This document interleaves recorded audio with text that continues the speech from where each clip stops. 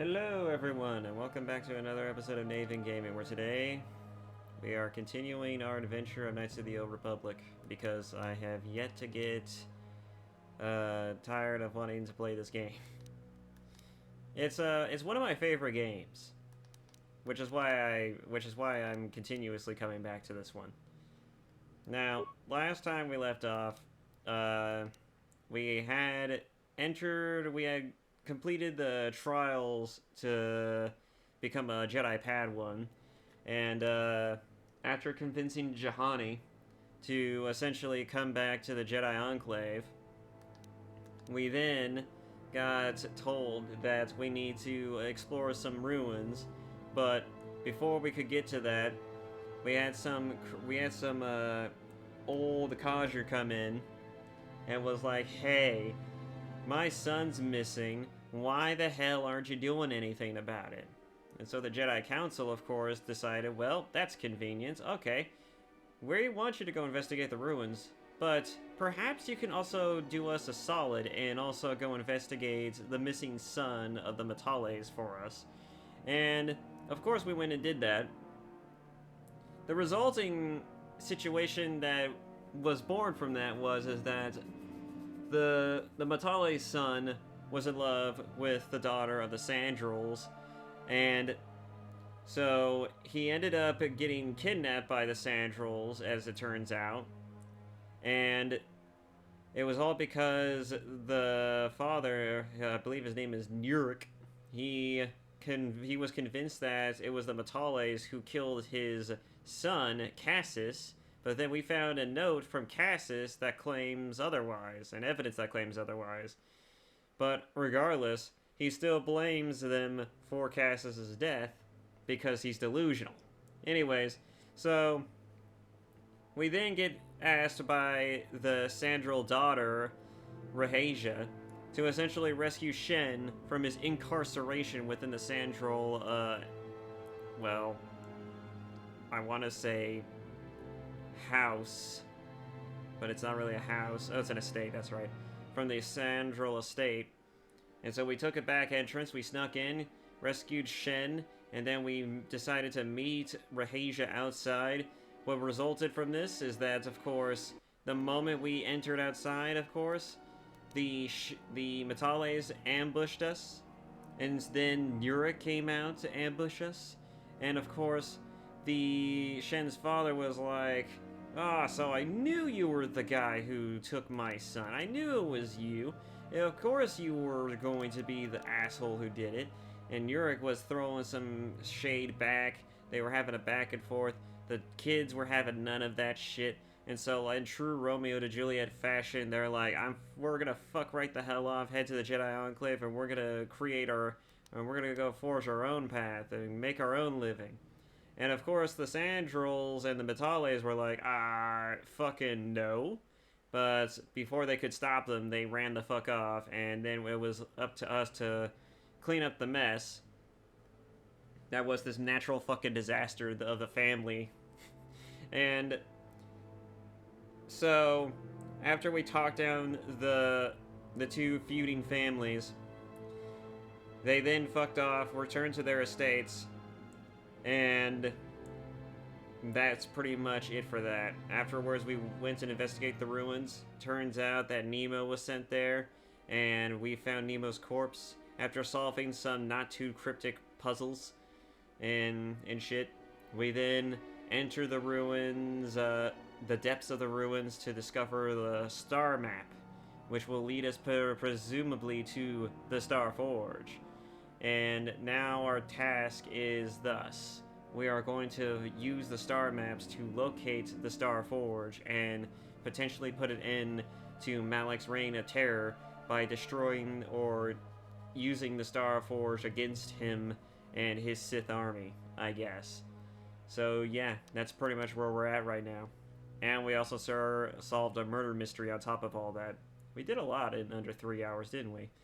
Well, more like 3.5 hours, but a lot of that 3.5 hours was just dedicated to a rant and a half. But anyways, yeah, that's pretty much it. So let's hop right into it.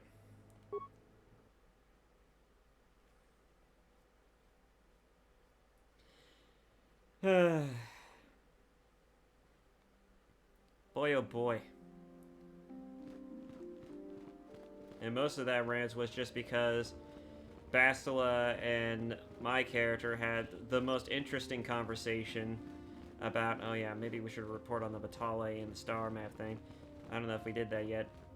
But anyways, we had the most interesting conversation with Bastila about how she wanted to ask us questions, and then my character, you know, and being myself, I wanted to kind of tease Bastila a little bit, if not a lot, and I mean, it was only just going to be a little bit, but I didn't think she was actually going to get pissy about it, and then was going to be like, "Oh well, you could talk to me when you're mature enough to want to actually have a discussion, you know, when you're actually grow up and be a man." And I'm like, "That's so fucking funny that you say that."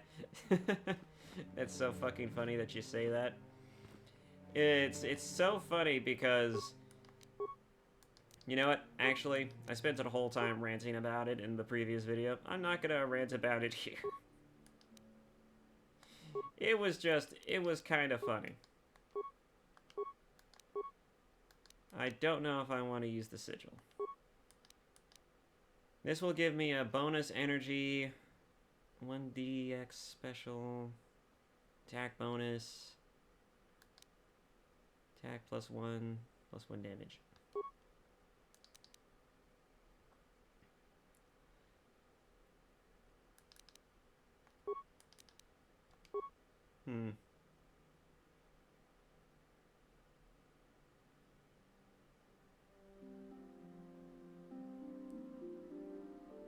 I don't know. I kind of like...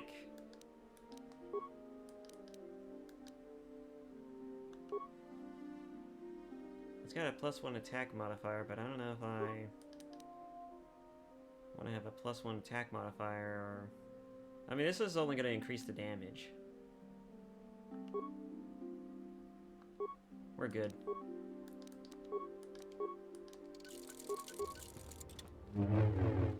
Alright. Ah, you have returned, young Padawan.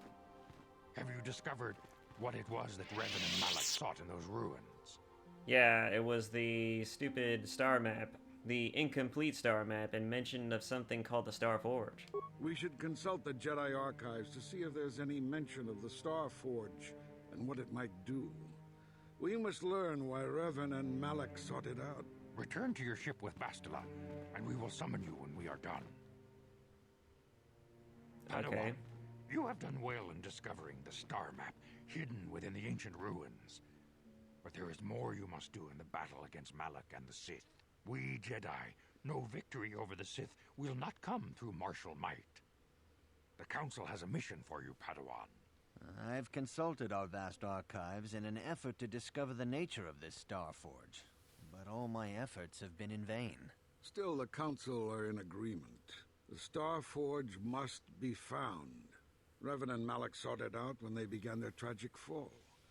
The Star Forge is surely a powerful tool of the dark side.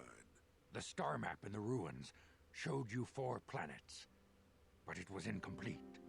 It did not show the location of the Star Forge itself. We believe there may be similar star maps on other planets. Each star map is likely a small piece of a larger puzzle. Find the star maps on Kashyyyk, Tatooine, Manan, and Korriban, and we believe they will lead you to the Star Forge. Sounds like a suicide mission to me. Ever brash, ever disrespectful. This is what we have pinned our hopes on? Peace, Rook. We have discussed this. There is no other choice. The Jedi numbers have been ravaged by this war, by defections to Malak's cause, and by Sith assassins. But we realize the importance of this mission.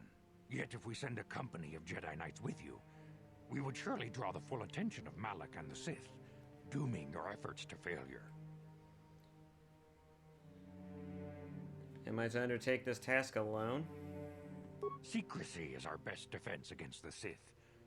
But it would be foolish to send you on this quest without someone to aid you, young Padawan. Bastila will accompany you, for there is a powerful connection between you two. A connection that might be the key to unraveling the mysteries uncovered by Revan. And Juhani has also asked to accompany you. After long deliberation, we have granted her request. Juhani nearly fell to the dark side. Perhaps her presence will serve as a reminder to you of the dangers of that path. Okay. Great, Bastila and the Catwoman. Anyone else you want to stick me with? We could be such assholes in this game. I fucking love it. Of course, those who aided you on Taris will also come. They possess skills you may find useful in your quest. Remember that secrecy and discretion are paramount to your success. You will not be able to hide the fact that you are a Jedi, nor should you. But the true nature of your mission must not reach Malak's ears. You may return here at any time. Tatooine will be a sanctuary for you, a safe haven. Here you can find supplies and whatever advice or other aid we may give you.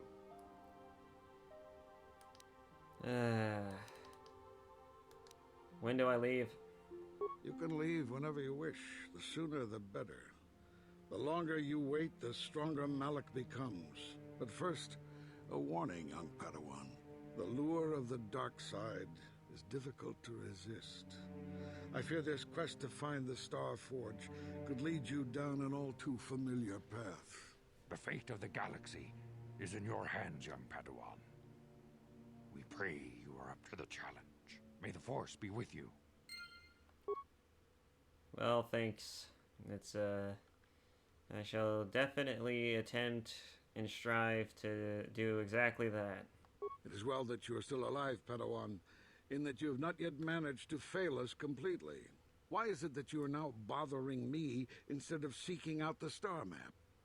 I don't know, maybe it's because I want fucking advice? Maybe some further training to help me with my quests?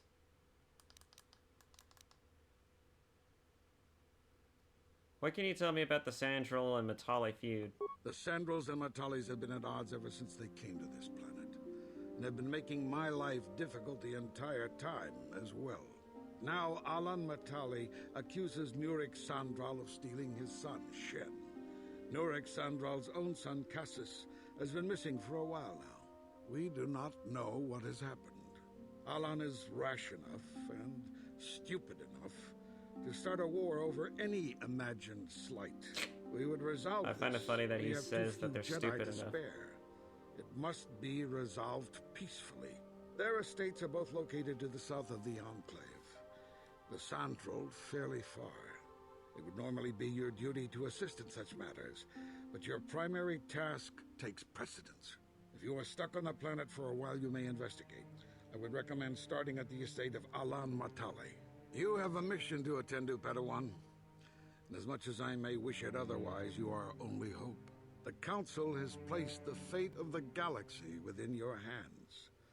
I pray both you and Bastila are able to emerge from this ordeal as servants of the light. May the Force be with you, young Padawan. Okay. It is well that you are still alive, Padawan. Yeah-huh. So, why does the council not stop the Mandalorian raiders? So you heard about them, did you? They've been harmless up till now. It is tragic that someone had to die before we took action. You have our leave to deal with the murdering Mandalorian raiders, should you encounter them.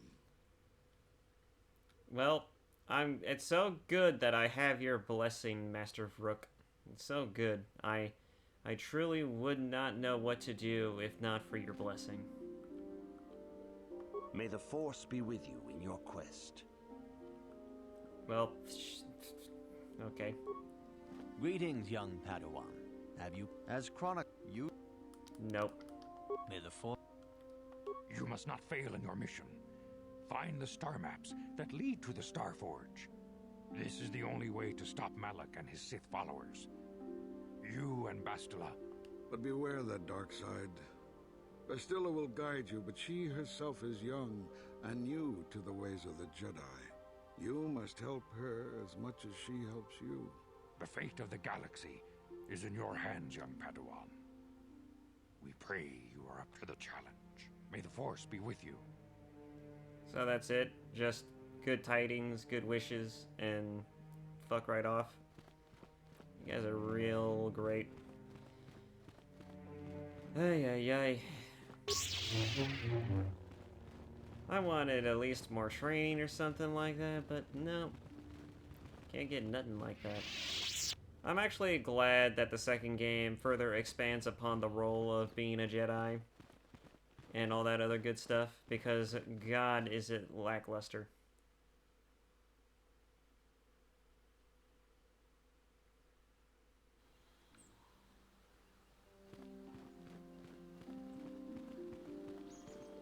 I mean, hell, they even put lightsaber forms in the second game. Since we completed all of the side quests and just about everything else on this damn planet, let's see if we can finally kill those Mandalorians, yeah? Let's see if we can finally put down those Mandalorians. That'll be fun.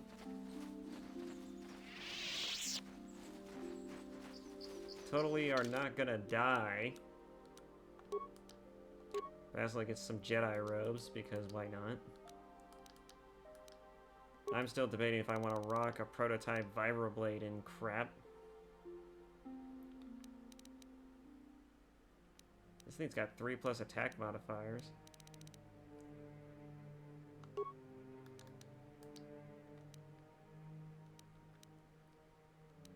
And if I remember correctly, the attack modifiers basically guarantee a more likelihood that it's gonna hit, right?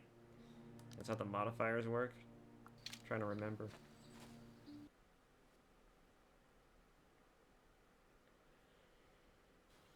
Ay, ay, ay.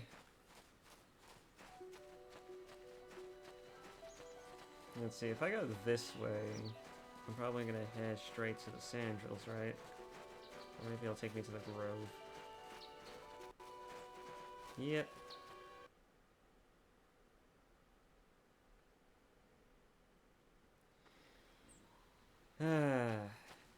I did ask in one video what the favorite lightsaber color would be for anyone watching this. And while I kinda am interested to know what people's favorite lightsaber color would be, it doesn't even have to be a canon lightsaber color, just like what would be the coolest color you could see on a lightsaber. I do kind of wonder also what would be anyone's favorite hilt.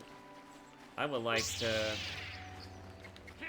I have some ideas about my favorite kind of hilt, but none of any of the established hilts really stick out to me in my mind.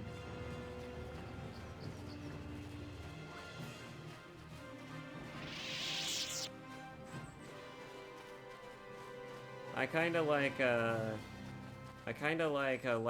lightsaber hilt that's both comfortable and stylistic.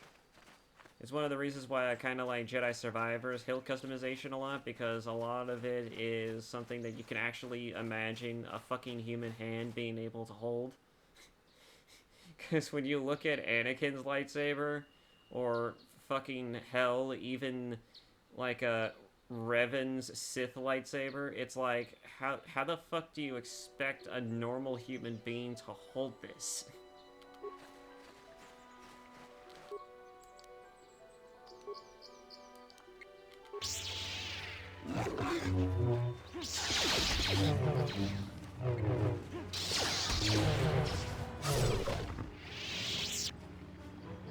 Because I mean, some lightsabers are just bizarre in their hilt construction, and I find some of them so fucking weird for that.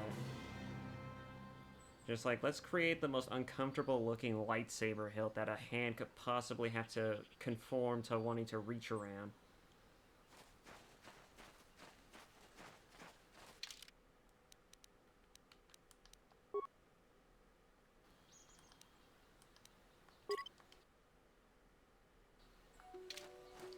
Alright, once again, let's see how well this is gonna frickin' turn out.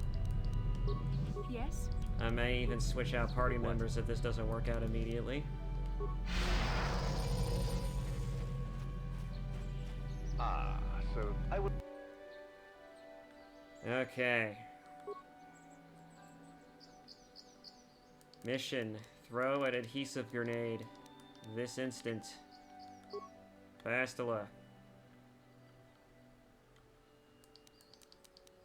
fucking shield yourself, and then immediately go in for fucking...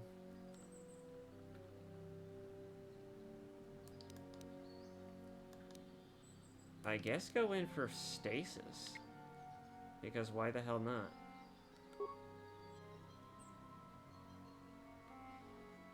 And as for protagonist, as for Aiden here, I'm thinking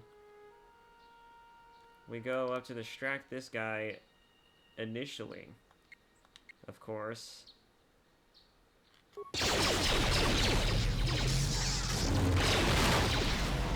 Oh yeah, that's right. But, I mean, I was kind of expecting that... I mean, I knew he was probably going to get stuck, but I was hoping that she would throw the grenade immediately, because the last time I did this, it wouldn't... he actually didn't make it until the grenade had already blown up. Oh, you know what it probably was, is that I hadn't actually waited moments before I... Oh yeah, I threw my lightsaber at him. That's what happened. Well, now my character's stuck here, so nothing I can do about that. Oof. And also, the sound effects are breaking.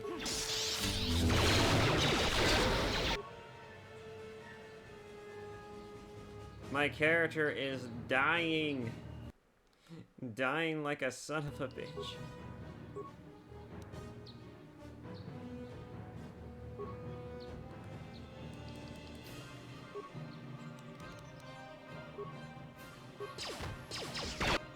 And of course, he died. He always ends up dying. There's just no saving the protagonist. There's just no saving the character.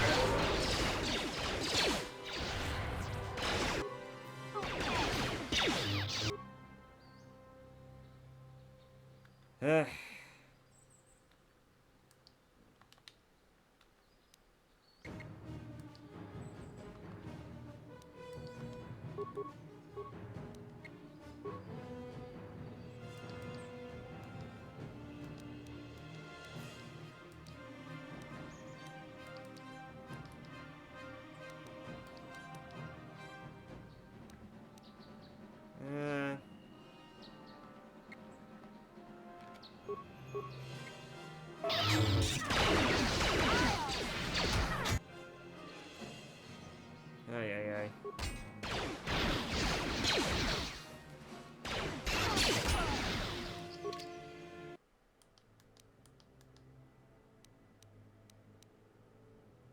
Man, the audio is broken. It seems to break at this part too, which is funny. Okay, 1 second.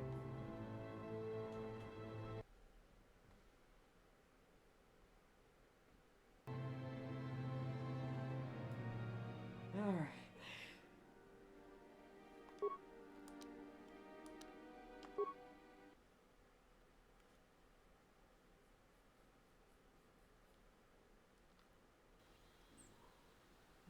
Alright, this time we're gonna be a little bit more smart about this.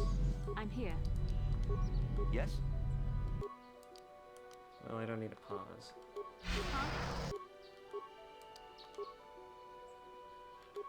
Sure. Okay. And now, all that's left is just to go run over, initiate the conversation, and then get ready to freaking kill them. Ah, so this is the medal. I will. Did not mean to accidentally unpause it.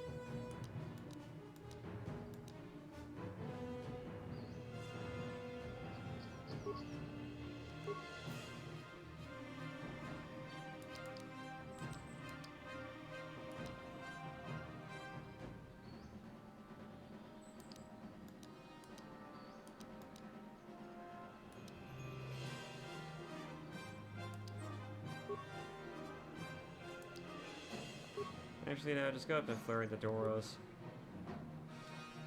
Meanwhile, Protag over here, you can go ahead and just lightsaber throw.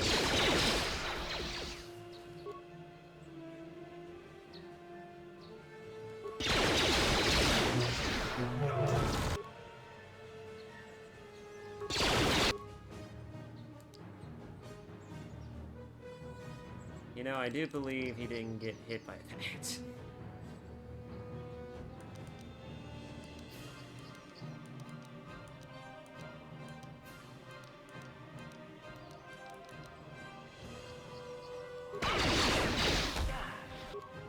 Yeah, I figured as much.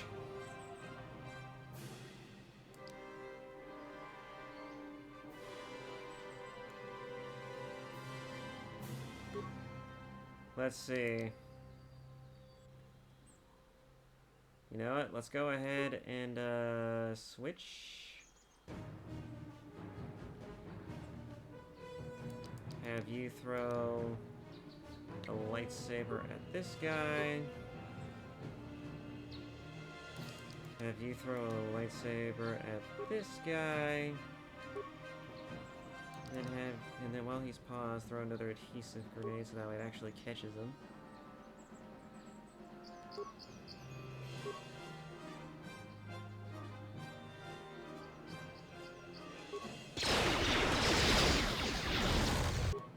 There we go. Now he's stuck.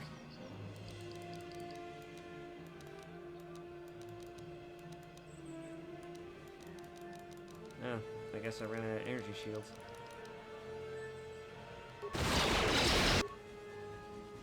This is actually a good time to maybe just start lobbing nades at him. But I think I'll use this time to just go run over and freaking kill his ally.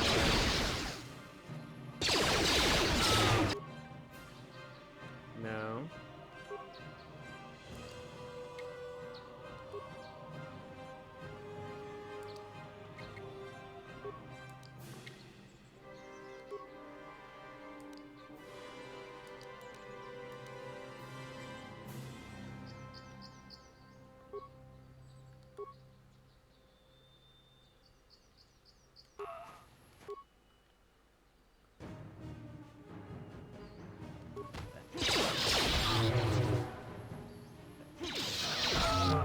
There we go. Now it's just this guy, and God, I hate it, you know. It's doing that thing again.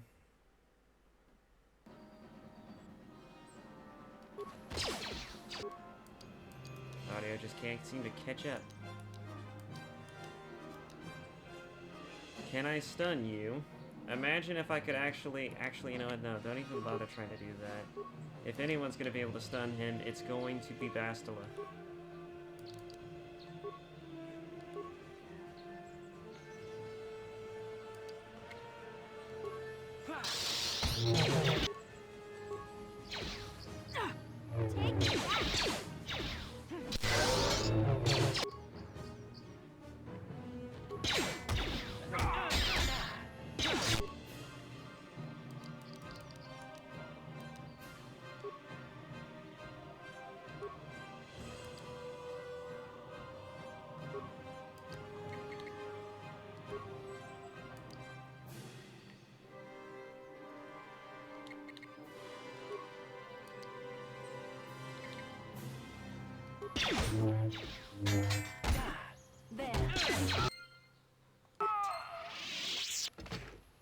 Okay, that took a little bit of micromanaging, but we got there. Ew. Got some lightsabers out of that.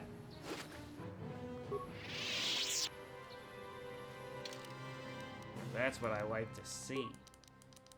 Any Shoto sabers in here? No, of course not.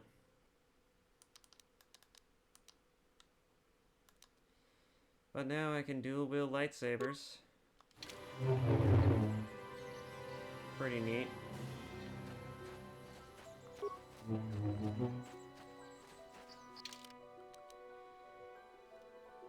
Except they're not that great to dual wield.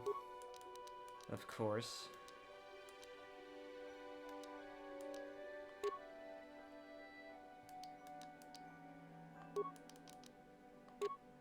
Wait, I do have an energy shield. I guess I'm... Oh, it's an armband, that's why.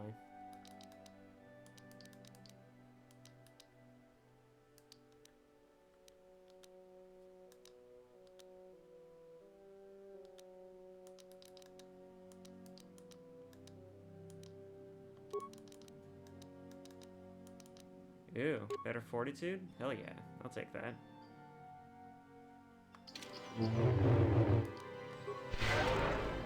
Huh? Yes? Sure. Alright, so we managed to clear that. Finally. We completed the objective of slaughtering the Mandalorians that are roaming these parts. Now we just gotta get the hell out of here.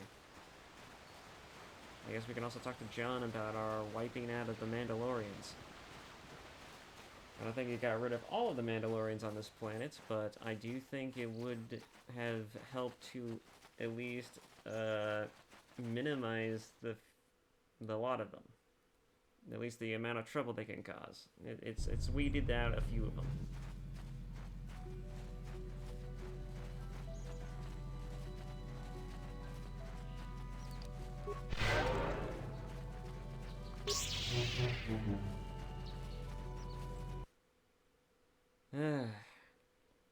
But yeah, I think my favorite lightsaber hills are...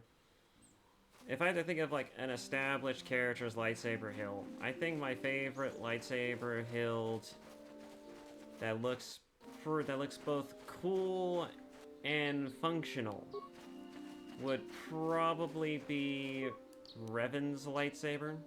His Jedi lightsaber, surprisingly enough.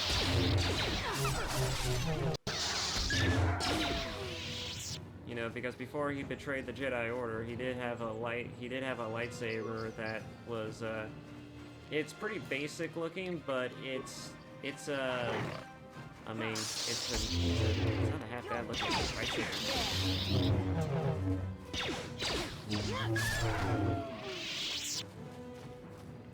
It was also very functional too.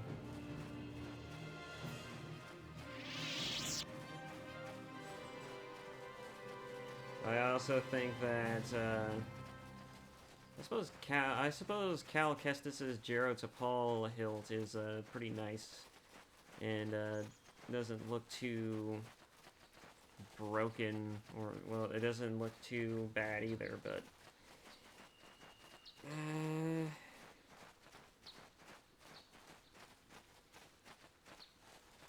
I'm trying to think of another lightsaber that I like the design of a lot.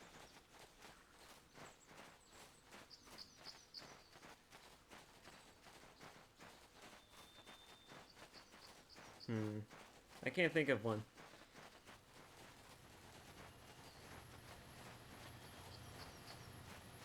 Can't think of another one. Now those Mandalorians know what it's like to be hunted, but now that you've killed some of them, they won't stop until you've defeated their leader. I fought and killed their leader. Thank you, young master. My daughter can now, I think, rest in peace. Here is the reward I promised you.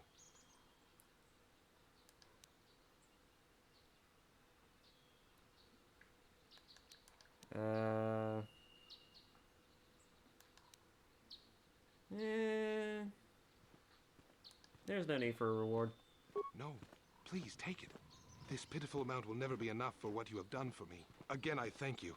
I will be sure to tell the council of your great deed. Well, thanks. Oh, wow.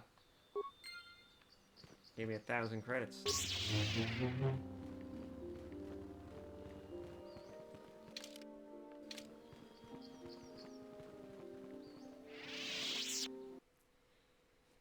Alright. If you guys have heard the lore around Sidious's lightsaber, it's kind of fucking hilarious. Sidious notoriously never uses a lightsaber, and he's only ever used it one time in the movies.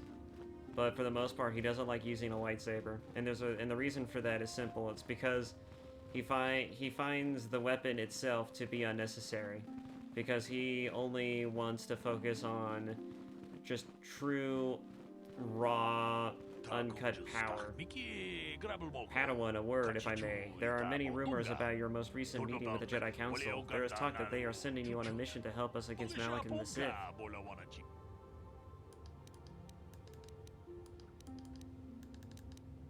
How do you know the Council gave me a mission?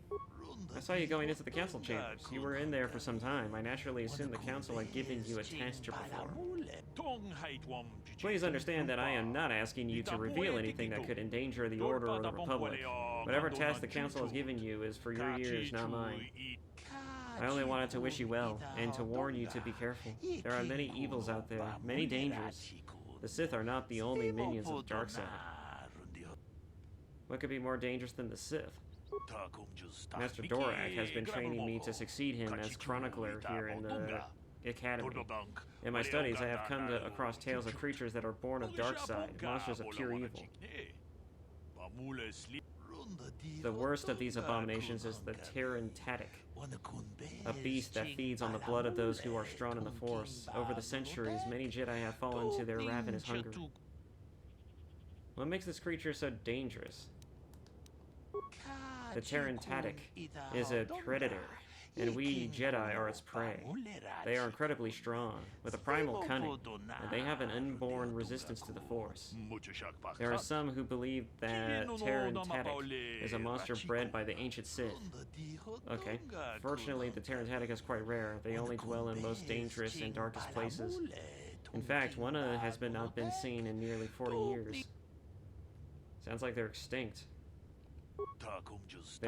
This is not the first time the Tatic has vanished for long periods of time. Many believe they can lay dormant for years, only to rise and hunt when the power of the dark side waxes full. I fear Malak's rise may have awoken these creatures from their dormant state. Once the Sith are beaten, I would not be surprised if the Council organized another great hunt to try and exterminate them. The Great Hunt? What's that? The Great Hunt was organized by the Jedi Council shortly after the war against Exar Kun. Jedi were scattered throughout the galaxy, helping to rebuild the dead from the devastation. Many Jedi vanished during this period, disappearing from a variety of worlds without warning. We did not know they had been slain until their mutilated bodies began to be discovered. The Council investigated and discovered the Tatic were behind the killings. It was decided the galaxy had to be purged of these insatiable monsters, though the cost proved high. So the Jedi just killed these creatures? The Tatic are an abomination. They are ruthless engines of death and destruction. The Council had no choice but to destroy them for the greater good of the galaxy. Many Jedi banded together and journeyed to the planets that were suspected of harboring the Tatic. The Great Hunt did not rest until all the creatures had been slain, or almost all. There were still rumors of Tatic on the planet of Korriban, a dark world where some believed to be the birthplace of the Sith. That is where Exar Kun was corrupted during the First Sith War. They never went to Korriban. The Council, fearing more Jedi might fall to the dark side, declared the Great Hunt was officially over, though 3 Jedi were appointed to continue the work. The work of killing the Tatic, you mean? The Jedi chose to continue the hunt on their own were Dorn Keldroma, Gun Han Seresh, and Shayla Nor. These 3 shared a powerful bond. The Council felt that together they would be able to defeat any Tatic they found, and by supporting each other they could resist the temptations of Korriban and the lure of the dark side. But none of the 3 survived. Their master felt them become one with the Force when they left this world. He believed they were slain by one of the monsters they sought. The Council felt it was too dangerous to send anyone else in search of their remains, so their exact fate is not known, but let their deaths serve as a warning to you, Padawan. Ay. It would help if I didn't have to speed read some of these. Thanks for the warning, I'll be careful. A final warning as you go, Padawan. Do not underestimate the Tatic. If you do, you may suffer the same fate as those who disappeared after the Great Hunt. Thanks for letting me know. Don't want to just get surprised, ambushed by a powerful monster, I guess. Ay. But yes, where was I? Yeah. Sidious did not like lightsaber combat because he believed that he was above lightsaber combat, and that true power lied in his ability to manipulate the dark side of the Force. So, as you could expect, he put most of his time into just, well, perfecting his Force abilities and his command over the Force than his lightsaber ones, because by that point he had already perfected all of the lightsaber styles he could have learned, and he did. He was unmatched in saber combat. He fucking slew like two or three Jedi Masters before having to do that final confrontation with Mace Windu. And mind you, they were all masters, and one or two of them were on the council, so it was pretty damning. Anyways, but yeah. But his lightsaber was forged out of expensive materials, expensive metals, and he did that specifically as an insult to the Jedi for some strange reason. I understand congratulations are in order. You've decided to join the Jedi rank and file, Jedi Aiden Kasra. Another fresh-faced apprentice ready to leap into Jedi training with both feet. Well, best of luck to you, is all I can say about that. It's always good to see another ally in the fight against darkness and corruption. If there were more people like you around, an honest businessman could make a decent living. And companies like that damn Zerka Corp wouldn't even exist. But listen to me. You didn't come here to listen to me, to my ramblings on the evils of the Zerka Corp. I'll bet. What can I do for you? I want to hear about your fucking merchandise. You have some interesting stuff in here.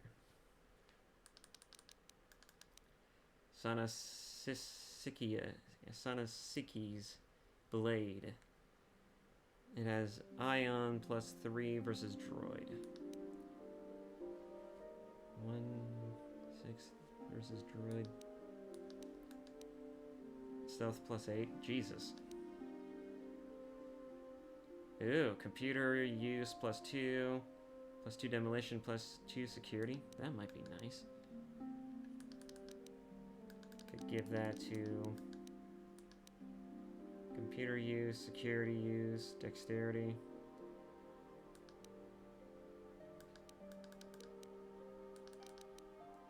Oh wow, that's expensive. Jesus. Saves all +2. Calrissian's utility belt.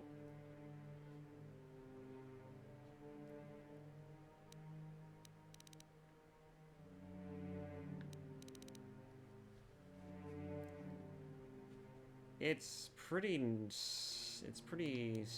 neat, but I can't say I'm going to be in need of that.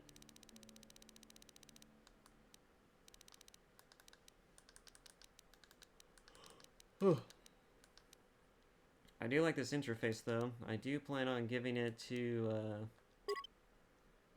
yeah, that's fine. I do plan on giving it to Mission here. Because she does not need awareness. What she needs is...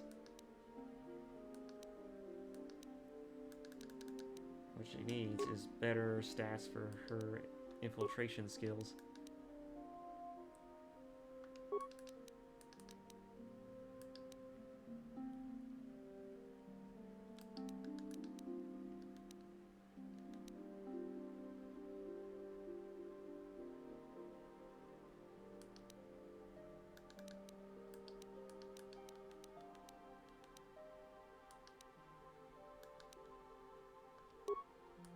If only I can have some better armor.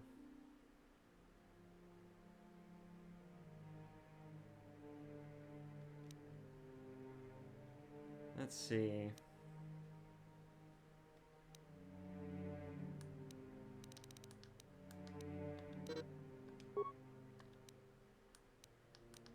I'm kind of curious about what her stats are. Oh wow, she's got 2 weapon fighting down to a T.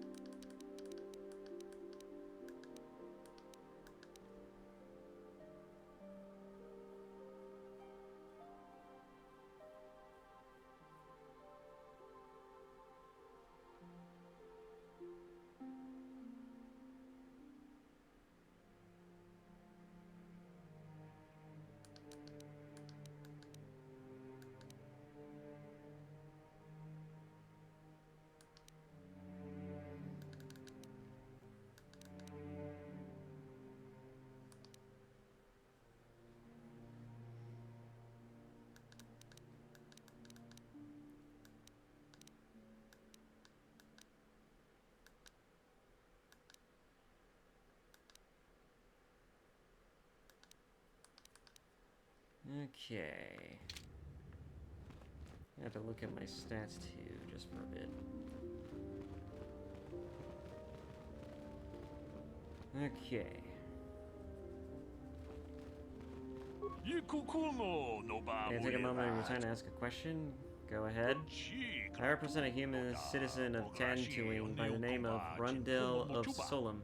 His ranch has had considerable difficulty with Mandalorian raiders for many years.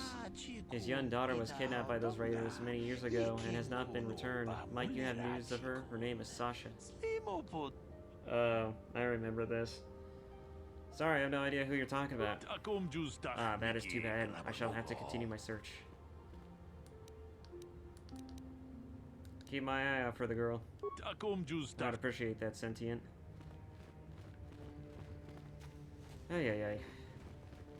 Well, before we get to, well, globetrotting. How can I help? You have something you wanted to ask me? I do. How did you know? Well, your face is all scratched up like a kid, right?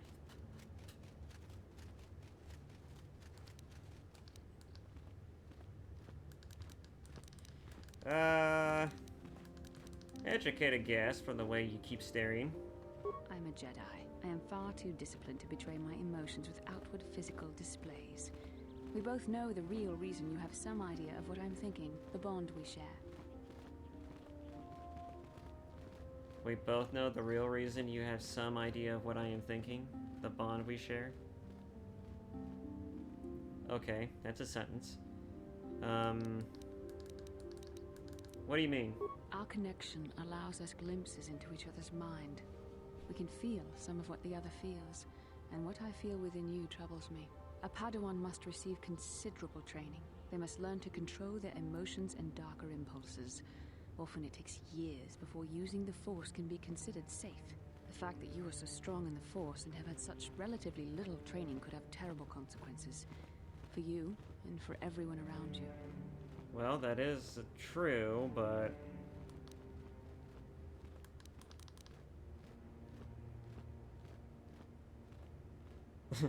You could warn me when I do something bad. Blink once for dark side, twice for light. What do you think I should do? Yeah. What do you think I should do? I don't think there's much you can do. If things were different, I would recommend several years of training under one of the Jedi Masters. But I fear that won't be possible. Thankfully, you've exhibited a degree of compassion and self-control up to this point. I sincerely hope you can maintain these traits in the future. We must all resist the influence of the dark side. It's everything we are fighting against. This is doubly important for you, with your natural affinity for the Force. I don't need you I don't need you harassing me, thanks. You're just sexist. You're just big mad because I'm a guy and aggression and aggression just in your mind just comes naturally to me. I'll have you know that I am actually a very strong, emotionally capable individual, and I don't need a woman to tell me how to feel.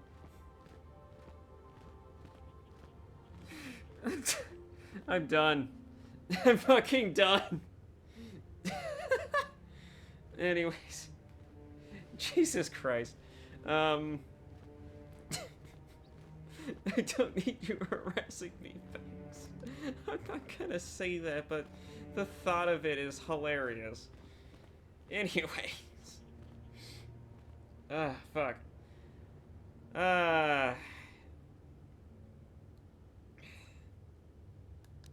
Why are you getting so upset?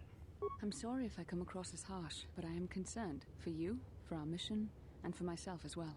Our destinies are intertwined. Everything one of us does will have consequences for the other.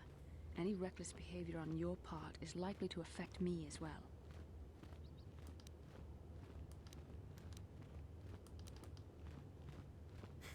So you're just worried about yourself. It works both ways, doesn't it? You could help me stay strong. Yes, that is true. I will do my best to guide you, but I am no master. not yet. And there are times when I find the sheer strength of your power almost overwhelming. Your power could be a gift or a curse. When you need guidance or advice or support, I will do my best to help you stay on the path of the light.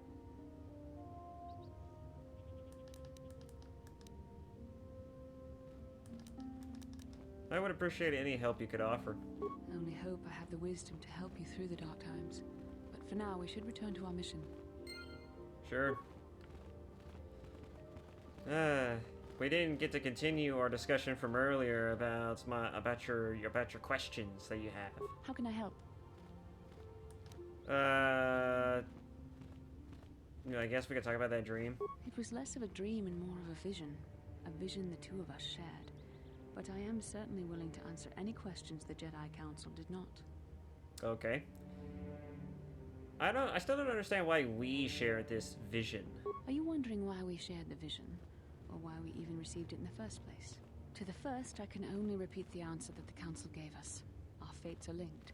And for two as strong as we are in the Force, that amounts to a near-physical bond. As to the second, I truly don't have an answer for you. The Force works as it will, and perhaps we should be grateful for what we've been given. But how did our fates become linked? I don't know. Believe me, I certainly don't find the prospect of being joined to you enjoyable in any fashion.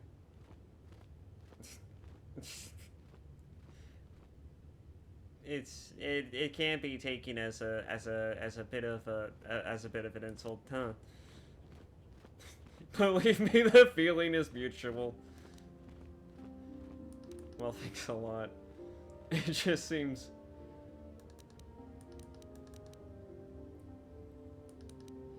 It just seems a little convenient. The Force often seems to cause events that bend the laws of probability, especially with those that are strongly affiliated with it.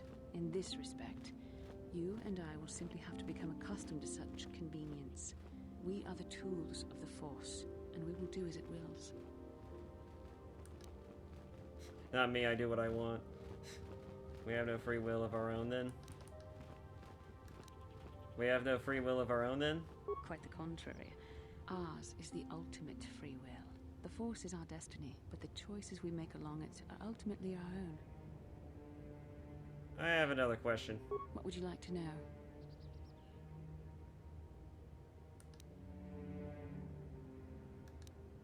I still don't understand why we shared this vision. Are you wondering why we shared the vision? Or why we even received it? To the first, I can only repeat the answer that the Council gave us. As to the second, I truly don't have an answer for you. The Force works as it will. Why did we dream of Malik and Revan? Perhaps because we desired to. Perhaps because they came to this planet and were strong enough in the Force to leave a trace.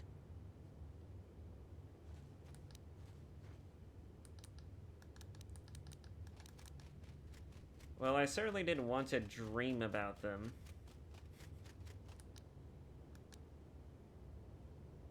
What do you mean by a trace? They did something important here. Of that, I am certain. It may be simply that we are sensitive to that event, or it may not. We dreamed about Revan and Malik either because we were meant to, or because we needed to. There is no other way to look at it. I see. What do you think Malik and Revan were doing? I have no idea. It was obviously important, however. That is why we must investigate this further.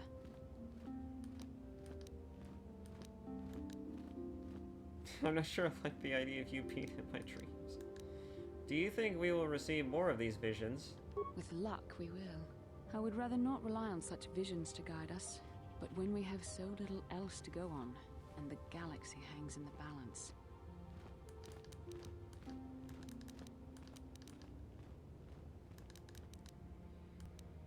Okay, that's all I wanted to know. As you wish. We really should return our thoughts to business anyway. Ay. You know, funny story about that. The Sith don't have the ability of foresight like the Jedi do. Only for some reason the Jedi have the ability of foresight. I suppose it's because they're more spiritually focused. But the Sith are, for the most part, internal monsters. And So I guess the idea of them having any level of foresight is a bit much for a Sith to be able to do. But when it does happen, they take it like it's gospel, and they try to navigate around it carefully. And you know, the funny thing about that is that they could definitely be a force to be reckoned with if they actually had that kind of ability. I think Sidious had that ability, had gained some level of foresight once, and about the future. And as a result, he definitely made great strides to ensure that it didn't, or it did happen. I don't remember.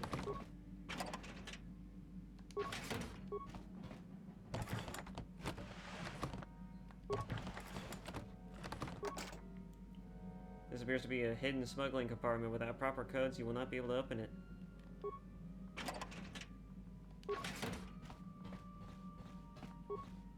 This is a store of emergency food and supplies. Oh, this is the inside of our ship. Isn't it nice? It's pretty neat. Yeah, what do you want? I was wondering if you had any interesting stories. You want to hear tales of my exploits? Of the wars I've seen and fought, the enemies I've seen die by my hand? Sure, I'll humor you. My name's Canderous, of the Mandalorian clan Ordo. I've been fighting across the galaxy for 40 of your years. For my people, it is the honor and glory of battle that rules us. It's through combat that we prove our worth, gain renown, and make our fortunes. I've been watching a VTuber play through this game a little bit, and I know that she has a thing about guys like you. Or at least that's the idea that I get.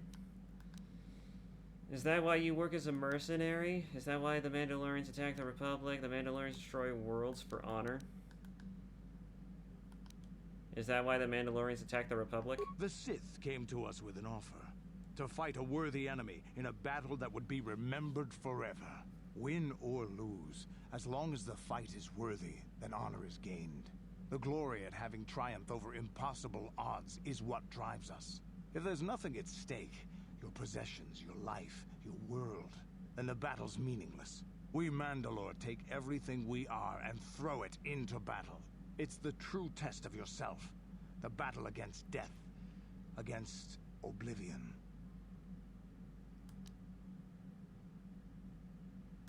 You seek death? All life dies eventually. A true warrior is one who can beat it down whenever it raises its head. But times have changed now. The Mandalore clans have been scattered across the Outer Rim. The Republic is in decline, and the Sith Empire rises to take its place. The clans as they were aren't a threat, but the galaxy still fears us. People think we war out of spite or bloodlust. They don't understand, and fear that. We only wanted the challenge of the battle, and glory from it, win or lose. And we lost. But now I have no real challenges. Crushing Davik's enemies and the pathetic gangs in the lower city of Taris could not be considered the most glorious of tasks. When I think of the battles I've fought, the thousands I've killed, the worlds I've burned, I weep for my past. We will never again speak of this. We've got work to do, so let's get to it. Well, cool story. You sound like a fucking deranged madman. A violent sociopath. But you know what? Good on you for enjoying exactly what you do.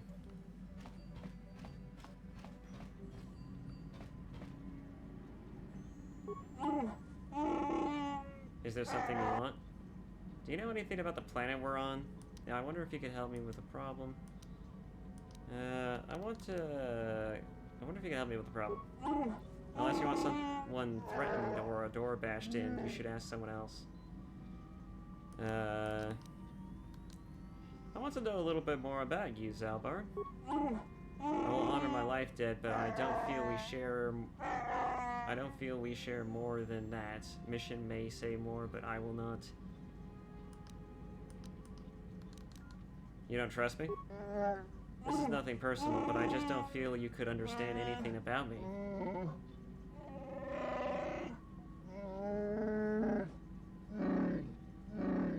ways of my people are not for outsiders to know. You'll have to be content with that.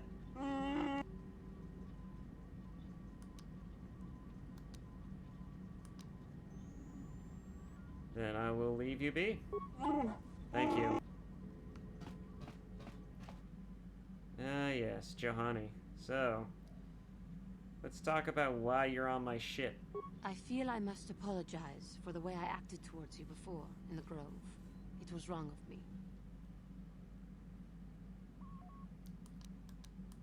Damn right, I apologize.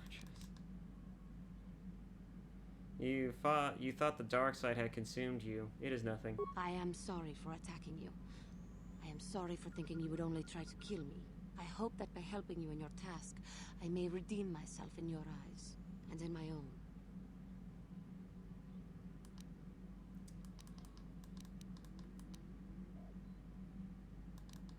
Do not worry, Johanny. I forgive you. Thank you.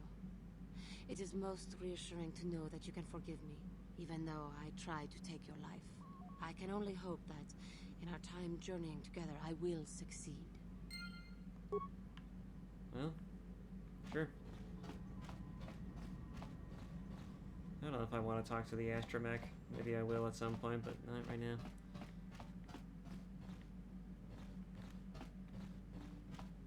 Boy, oh boy. Can you imagine living on a starship and just traveling the galaxy? It'd be pretty cool. That's a job I would absolutely love.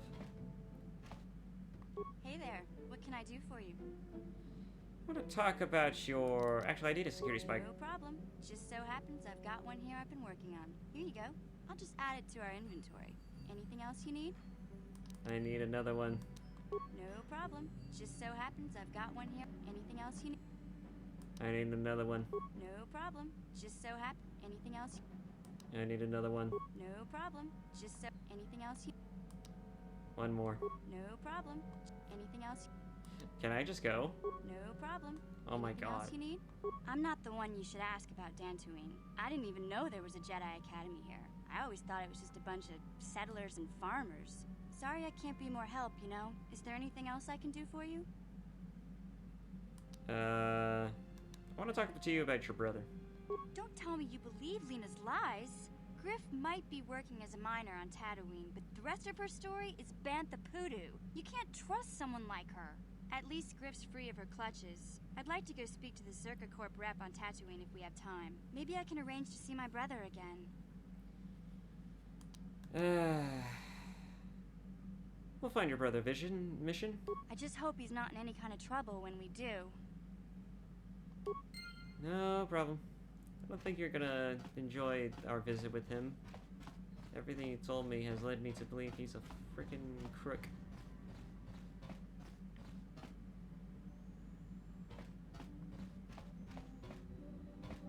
This is the galaxy map, the Ebon Hawk's onboard navigational computer.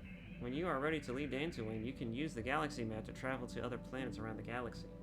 The destination is still stored in the Ebon Hawk's computer from the last trip Davik made with it.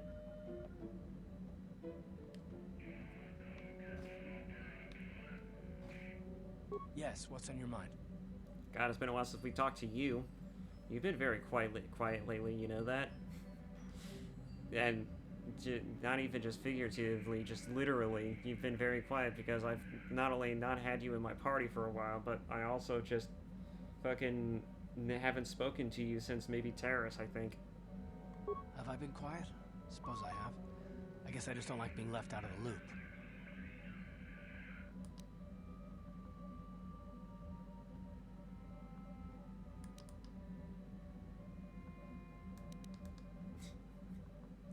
Left out of the loop? I don't understand. Left out of the loop, you know, not being told anything, strung along. It's really starting to irritate me. For one thing, I want to know what the Jedi Council said to you. They pulled you in there and refused to tell me a thing about it. I'm rather curious to know what went on, and why they didn't keep you on Tatooine for training. Isn't that strange?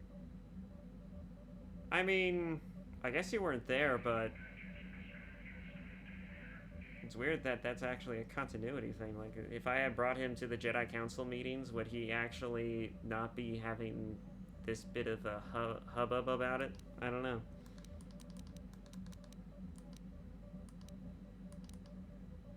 They thought it was more important that I help find the star maps than stay. And why is that? You were a great help on Terrace, but why would they keep you with us? Don't they have to train you?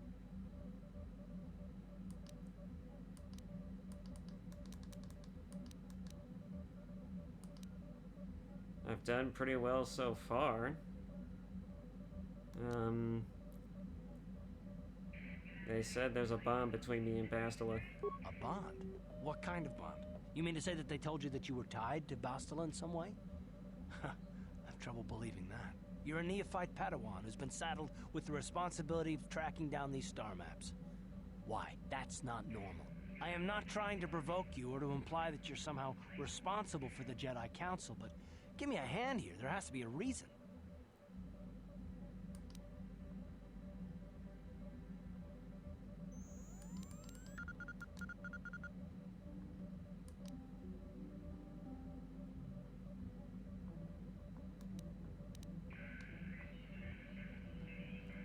That does exactly sound like what he's implying. Are you saying I'm not needed? No, I didn't mean that you weren't wanted or that I want to go. It's just, damn it. Well, I'll tell you this much. I'm not going to wait around until I'm betrayed again. Oh, Jesus Christ, man.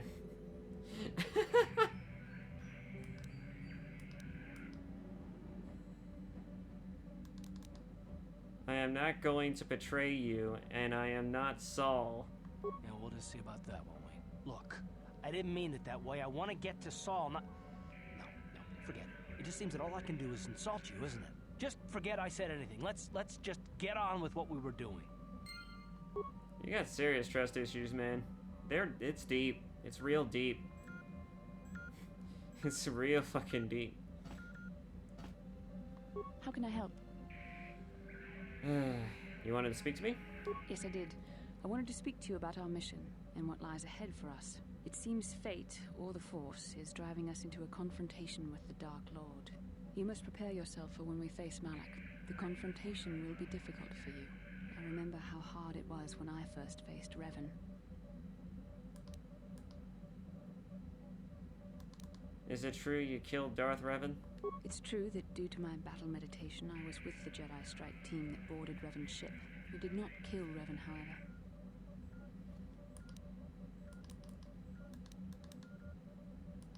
But killing Revan is what you're famous for. Our mission was to capture Revan if possible. It was Malak who turned on his own master, firing upon Revan's ship while we were still on board it. It was his desire to kill us and his master both. Thankfully, we narrowly escaped the vessel as it exploded.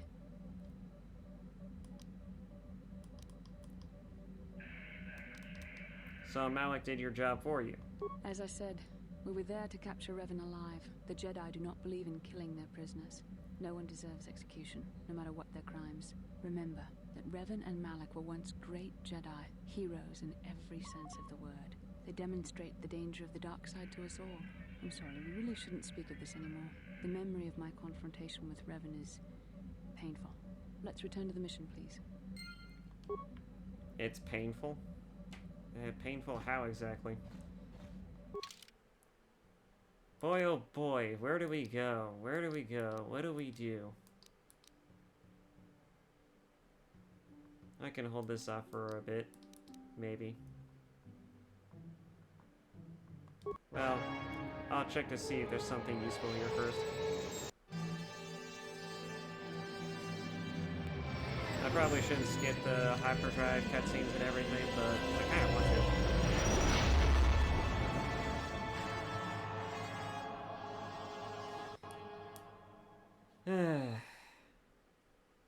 Sith forces under Malak seem to have endless resources. How he raised such a...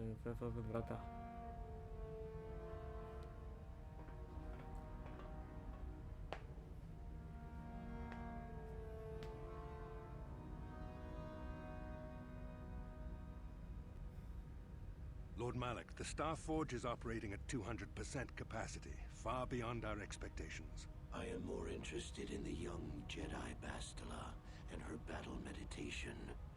Have you learned how she escaped the destruction of Taris? She was aided by Karth Onasi, a decorated war hero of the Republic and a legendary soldier. During the Mandalore Wars, he was honored many times for his bravery.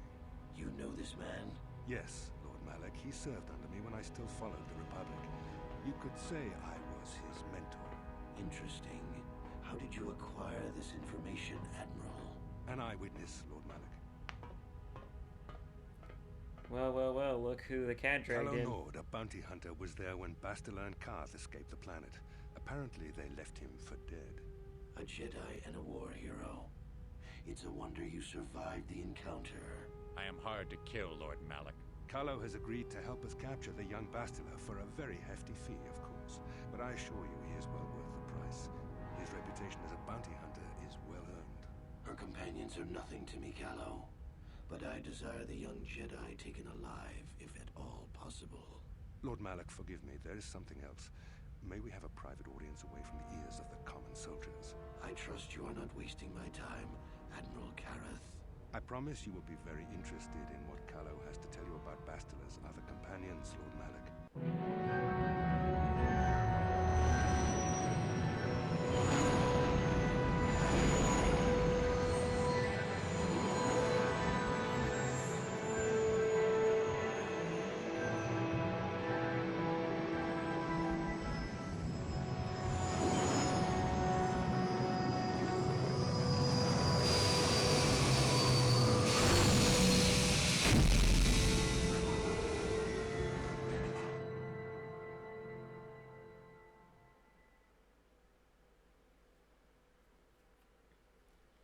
Ay, ay, ay.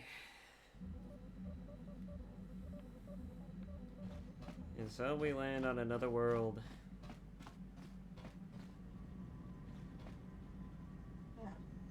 I was checking our supplies in the cargo hold. Something's not right.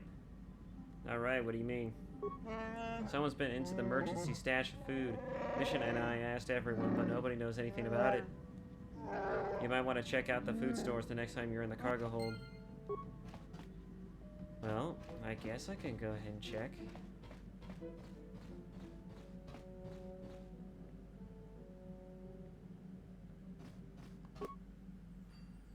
Strangely, the food store seems to have been disturbed recently. No one in the party would have done this, so there must be some other explanation. Examine the supplies more closely. There are no half-eaten or torn packages to indicate the theft was from pests or vermin. It looks more like some unknown person has been conducting clandestine raids on your stores.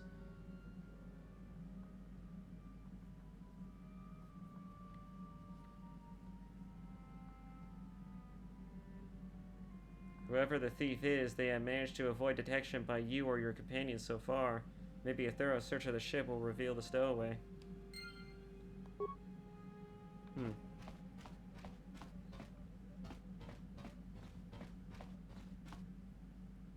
You think you hear the soft patter of footsteps behind you, but when you stop to listen, they disappear.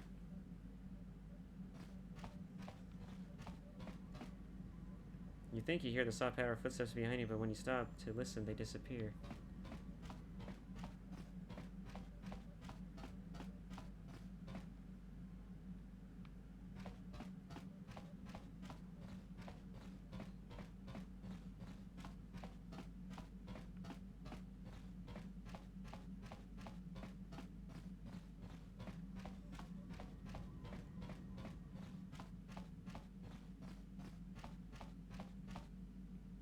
You think you hear the soft patter of footsteps behind you.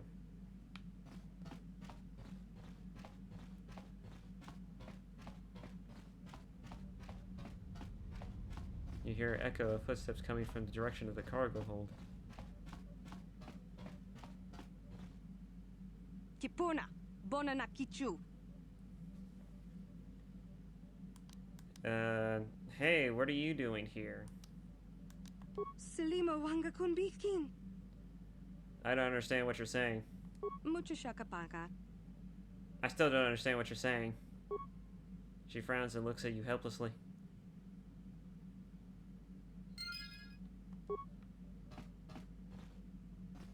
Mucho shakapaka.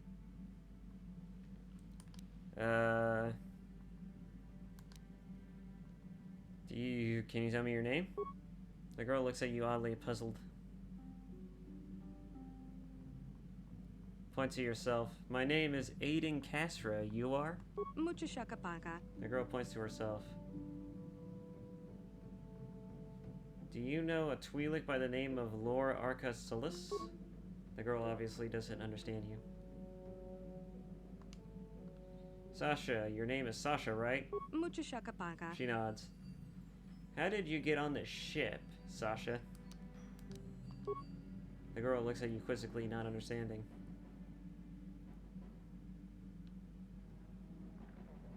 This is...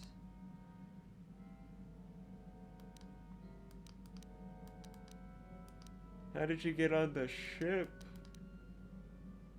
What about Rundle Solum? How did you get on the ship, Sasha? The girl looks at you quizzically, not understanding. Jesus Christ. Where are you from, Sasha? Terrace? The girl looks at you quizzically, not understanding. This is getting us nowhere. We need to be speaking a similar language here. Try to learn Sasha's strange language. Tonki ba non tontek. Many of the words you're speaking are Mandalorian. Kipuna. Bonana kichu. Mandalorian? That's your word for Mandalorian, so you do know them. Selima wanga kunbikin. But are you a Mandalorian child then?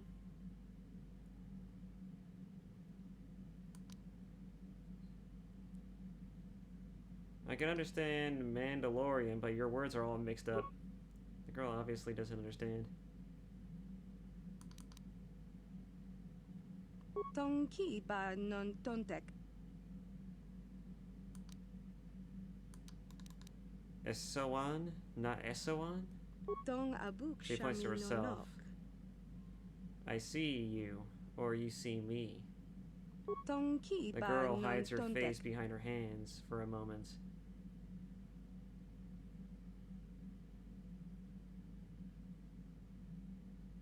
You don't see? No, that's not it, is it? Tonki ba non tontek. Tong abuk. I need to hear more. Tong abuk shami nonok. You're hiding. Essuan is hide. I understand. Essuan is see, but Na Essuan is hide. Tonki ba non tontek.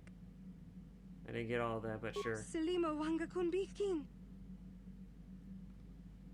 Bristag? What is that? Tong abuk The girl shami points at the things nonok. around her. It's a thing? Something around here? Mucho shakapaka. The girl waves a hand about, making a swooshing sound. Bristag means starship, doesn't it? Tong abuk shami nonok. Lacefa, everything is a safe. Is that it? Tonki ba She points non toward one of the tontek. Ebonhawk service panels.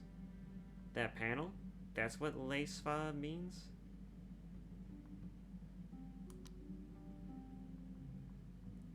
You sleep there? Lacefa means sleep? Kipuna. Bonana She kichu. gestures around her. The panel, all of this, it's your home? Lacefa means home?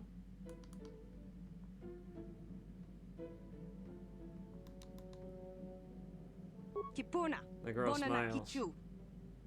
You're hiding in a starship, it's your home, I understand. Mucho shakapaka. You said that before. What is Gondisin? Mucho shakapaka. The girl laughs and points at you. Something about me, yes, but what? Tong abuk The girl shami smiles nonok. and pats her chest. It's something you like? Yes, Gondisin means you like it. Mucho shakapaka. You like me? I understand. Selima wanga kunbikin. No abs? You said that when I first found you. Kipuna. The girl Bonana slaps her kichu. leg. Abs means hit? Is that it? Kipuna. She Bonana frowns and kichu. slaps her leg again. So abs is to hurt. Not abs means not to hurt. Is that it? Tonki ba non tontek. I understand. No, I won't hurt you. Tonki ba non tontek. Yum? What kind of word is that? Tong abuk shami The girl nonok. seems puzzled. She points towards elsewhere on the ship. Yum. part of the ship a room? Selima wanga She mimics an act which looks like she's chewing something. To chew. To bite? No, I don't get it. Tonki ba non tontek. What kind of word is that? Tong abuk shami no no. You want something from elsewhere? Selima wanga kunbikin. To chew? Tonki. Yeah. Nagis? Is that all one phrase? Kipona. The girl Bona thinks for a nakichu. moment and then stabs downwards several times with her finger. The floor?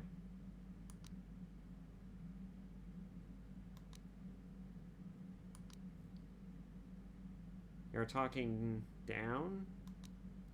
Nagis means floor? Kipona. She covers Bona her mouth with her nakichu. hand. You're not speaking now. Nagis means now. Nagis is not now or before. Kipona. Bona nakichu. Yum, what kind of word is that? Tong abuk shami no Girl no. seems puzzled. She points towards elsewhere of the ship. It's a part of the ship, a room. Mucho shakapaka. Yum, you mean food? Don't you? Yum is food. Selima wanga kunbikin. You want some food now? You're hungry? Tonki ba non tontek. Tabed you? What do you mean? Mucho The shakapaka. girl points at her mouth. You want me to tell you a story about what? I'm supposed to talk, to speak, what about? Tonki She ba points at non you. tontek. So Tabed means tell me about. I get it. Tonki ba non tontek.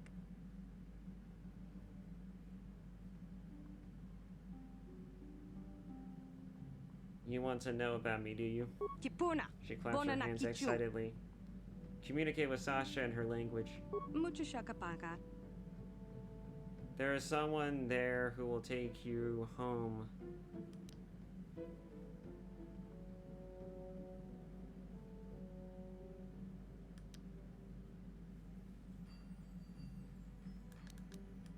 Why are you hiding on the ship? Selima wanga kunbikin. You came to the ship before. You were very scared. Why? Kipona. Bona nakichu. You left the Mandalorians and hid here on the ship? Tonki ba non tontek. You don't want to leave? The Ebon Hawk is your home? Tong abuk shami no nok. The Ebon Hawk is not your home, Sasha. Not your first home, anyway.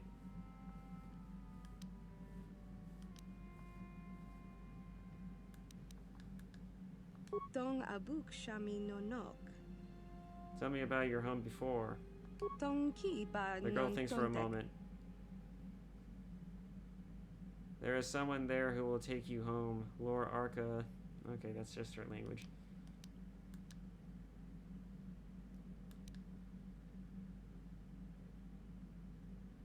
Tong abuk She seems shami uncertain. no nok. Yes, you can go home. The girl seems to think about this, but says nothing.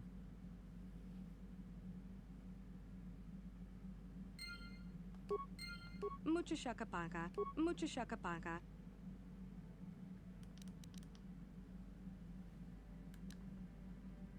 Mucho shaka. Mucho shakapaka.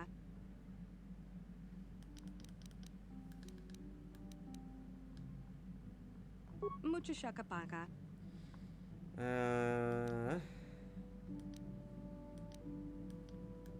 We'll talk later. Mucho shaka.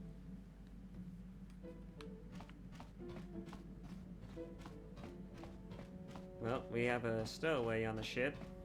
And decipher her weird fucking language just to know that. Can you construct a programming spike for me?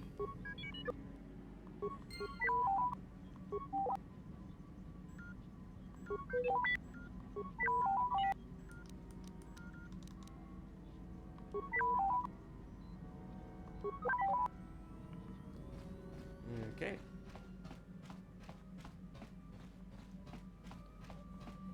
Alright, so we are already on a new planet, right?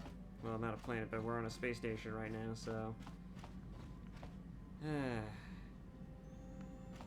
we'll save the chatter for when we get back.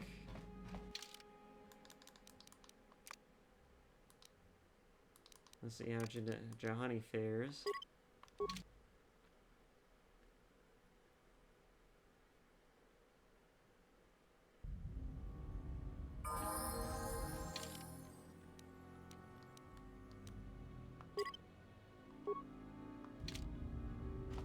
Sure.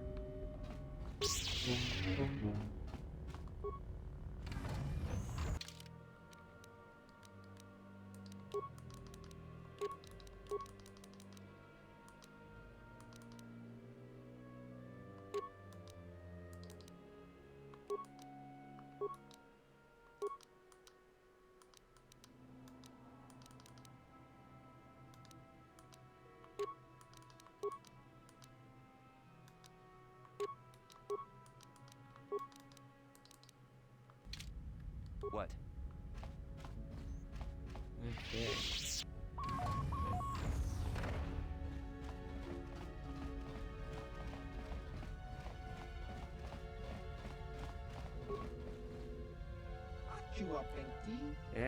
Who is that? What do you want? I recognize your ship. Davix, isn't it? But who are you? You new or something? Yeah, I'm new. Very new. You don't sound like a Trandoshan, and you're not one of Davix. Who are you? What do you want? I'm a Republic soldier. Republic, eh? The Republic hasn't been here in 50 years. Don't see why they'd start now. Still, I have nothing against the Republic, so as long as you don't get all worked up, I guess I can let you in. It would be nice to have someone to talk to for a change. Trandoshans and smugglers aren't exactly stunning conversationalists. Trandoshan and smugglers? What are you talking about? They come by here every once in a while. It's how I keep in the loop, you know. But Trandoshan's lizard speak is kind of hard to follow. They have pretty limited imaginations.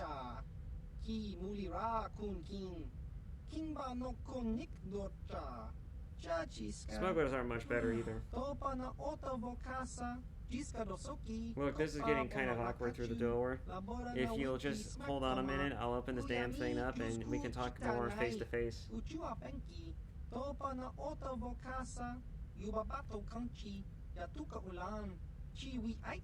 Just have to fiddle with this door lock and things keep jamming.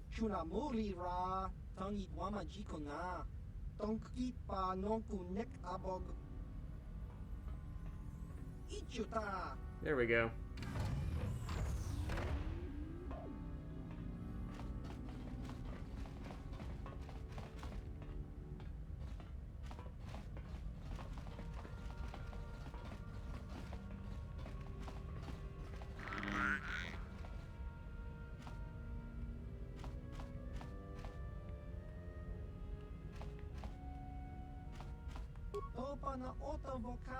You don't look like I thought you would. Too human.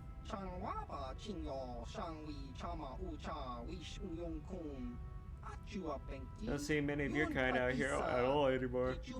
Oh, this is some war, at any rate. What brings you here?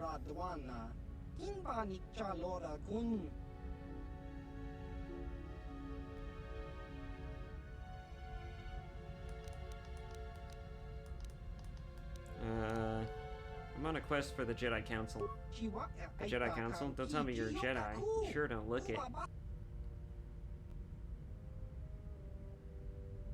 I am a Jedi. No, I never said I doubted you. It's just, well, there aren't exactly a lot of Jedi wandering around these parts, and not after what happened last time.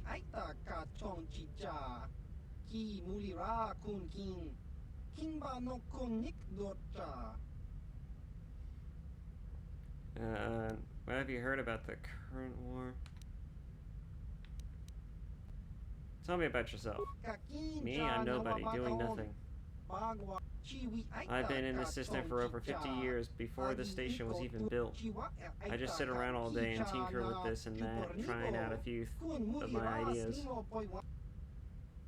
Why'd you come here? This station is an old Republic supply depot from when they were fighting Exar Kun. Once they destroyed Yavin 4's surface, though, they didn't need it anymore. Once they'd gone, I decided to move in and use the place myself. It's not very roomy, but I think it's turned out alright, and it's close to Yavin 4, where I got most of my parts.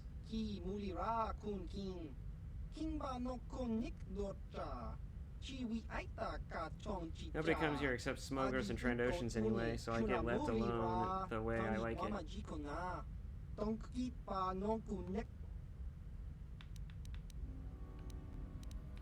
Who are the Trandoshans? The Trandoshans? Mercenaries and bounty hunters. Scum, mostly. They look like big two-legged lizards. Oh, sort of like roadies? No, nothing like roadies. Trandoshans are ugly, disgusting creatures, but you'd never want to say that to their faces. Rip your head clean off, probably. What do they want with you? They found me here a couple of years after the war ended. Usually they don't bargain with people they find alone in an abandoned space station, but we work out a deal.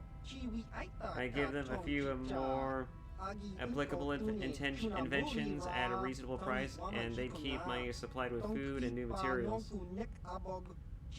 It worked out well so far, for years really. But damn it, God, they've been getting ideas though. Anything else you want to know?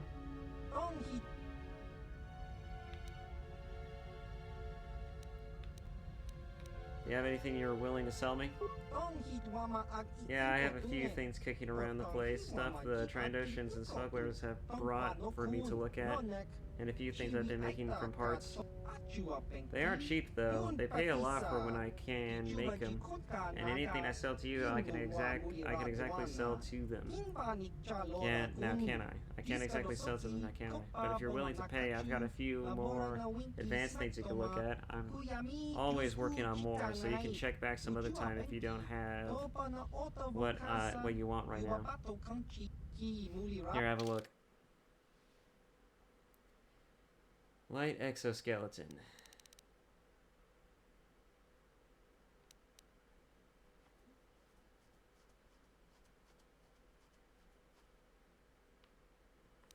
Resulting in greater strength and faster reactions.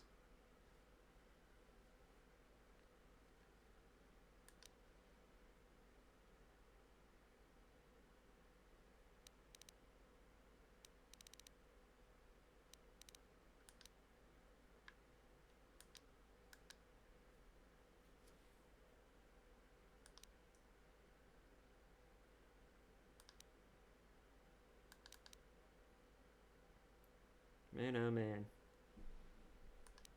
This shit is expensive. Awareness plus 10. Dexterity plus 2.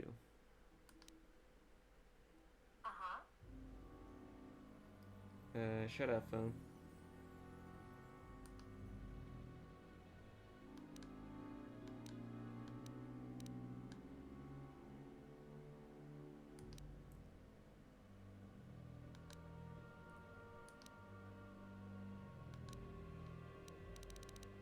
That light exoskeleton is mighty good. It'll take a lot just to get it though.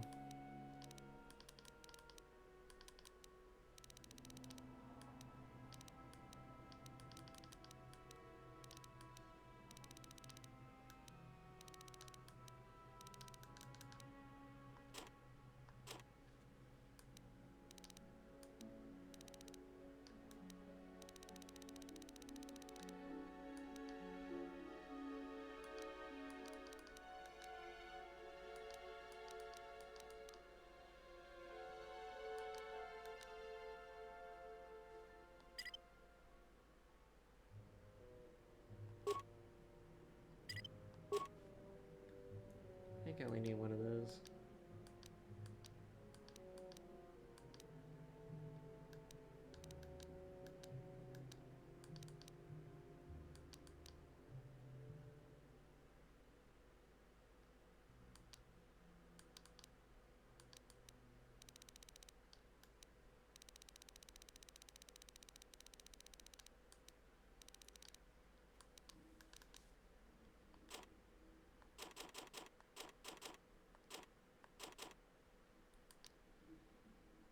Mm-hmm.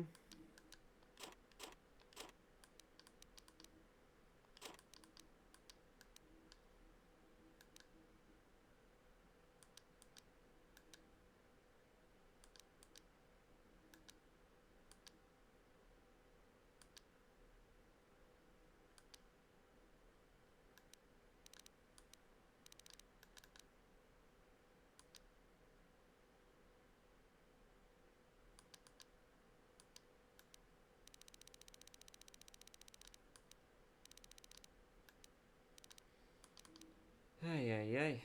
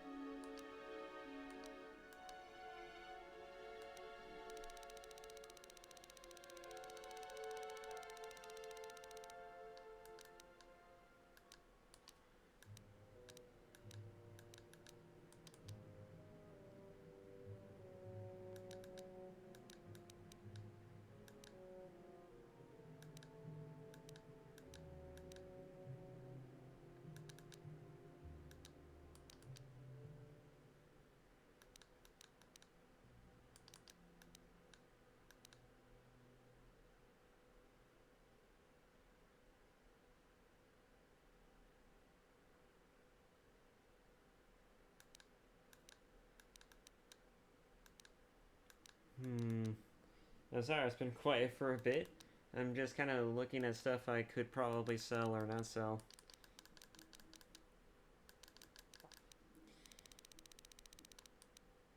I mean, I don't want to sell too much of anything, but I think we're good for now. Come back later. Access panel. Access denied.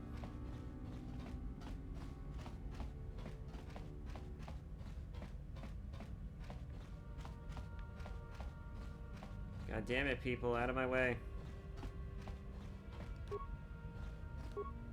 Yes? What just happened? It suddenly just despawned out in front of me.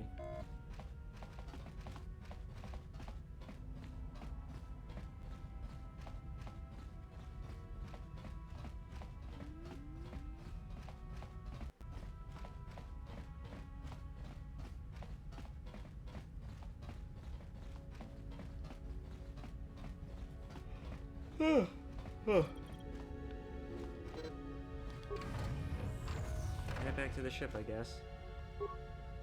Damn it, mission.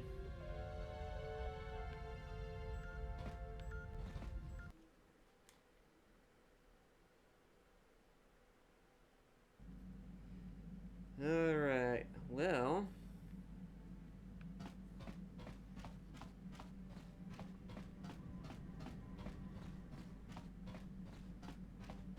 Head back to Tatooine. Get rid of this kid.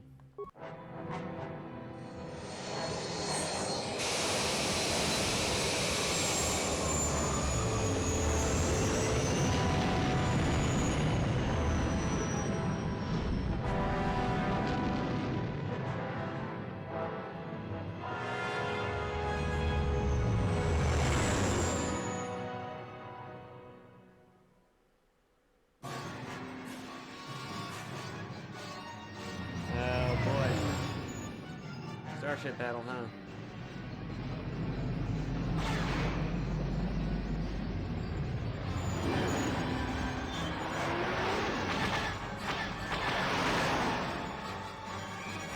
You just gotta have at least a couple of these.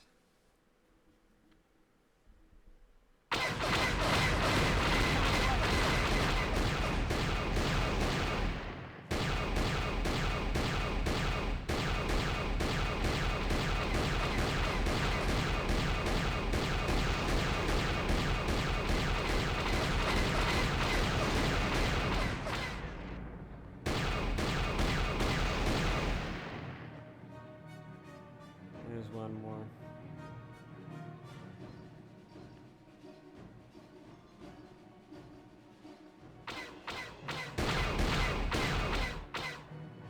even see it. Oh, past me.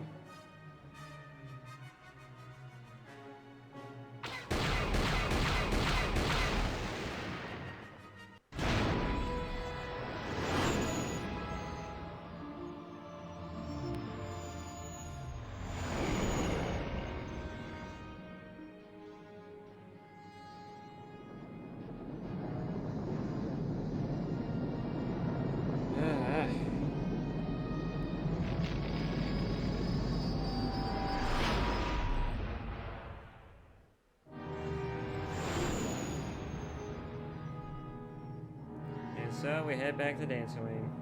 Just when you thought we'd finally get the hell off that planet.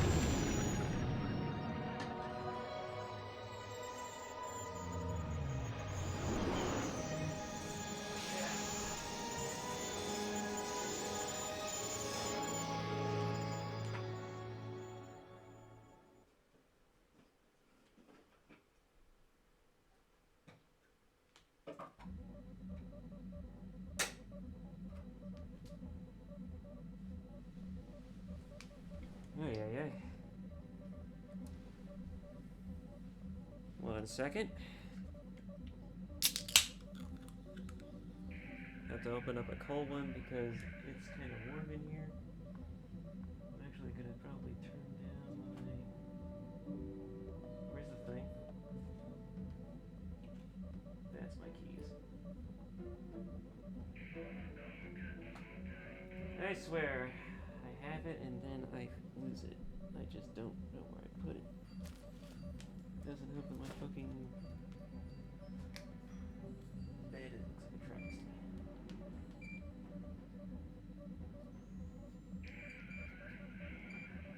Actually, do I want to... No. I'll put it on 4.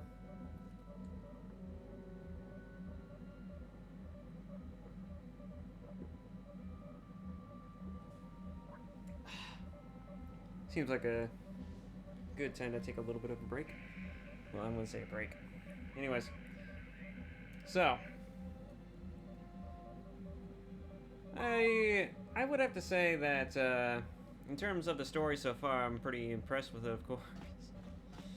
I mean, I've played this game before, but I'm still impressed by the level of writing and development that's on display here.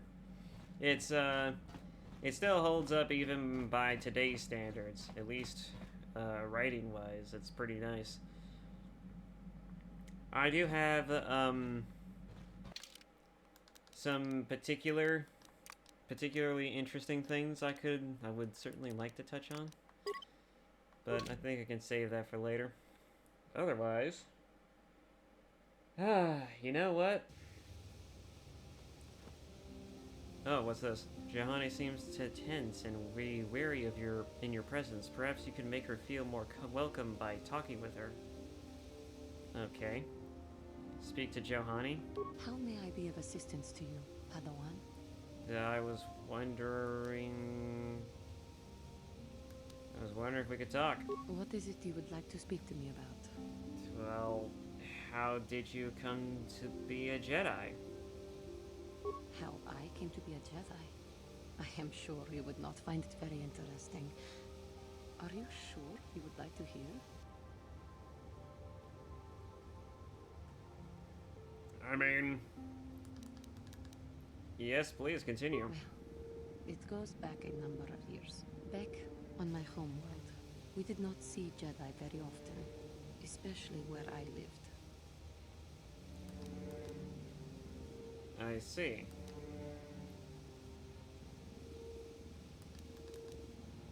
Where did you live? The hind end of space. A pit of a world, to be sure, where Jedi rarely tread. But we had heard of them. Well, everyone had, so that is not to be unexpected. Champions of truth, defenders of justice, heroes of the Republic. It was very easy for a child to be enthralled by their image, their mystique. Maybe I was one of those children. Well, I mean, I think everyone, even outside of the Star Wars galaxy, is like that. I mean, you would not believe the amount of, you would not believe how let's put it to you like this. There's a lot of forms of fictional media out there, but none really hit an interesting spot of intrigue quite like Star Wars does with its galaxy globetrotting adventures, and also the idea of the Force, the sci-fi nonsense, combined with the fact that, you know, there are space wizards essentially who fight using not swords but lightsabers.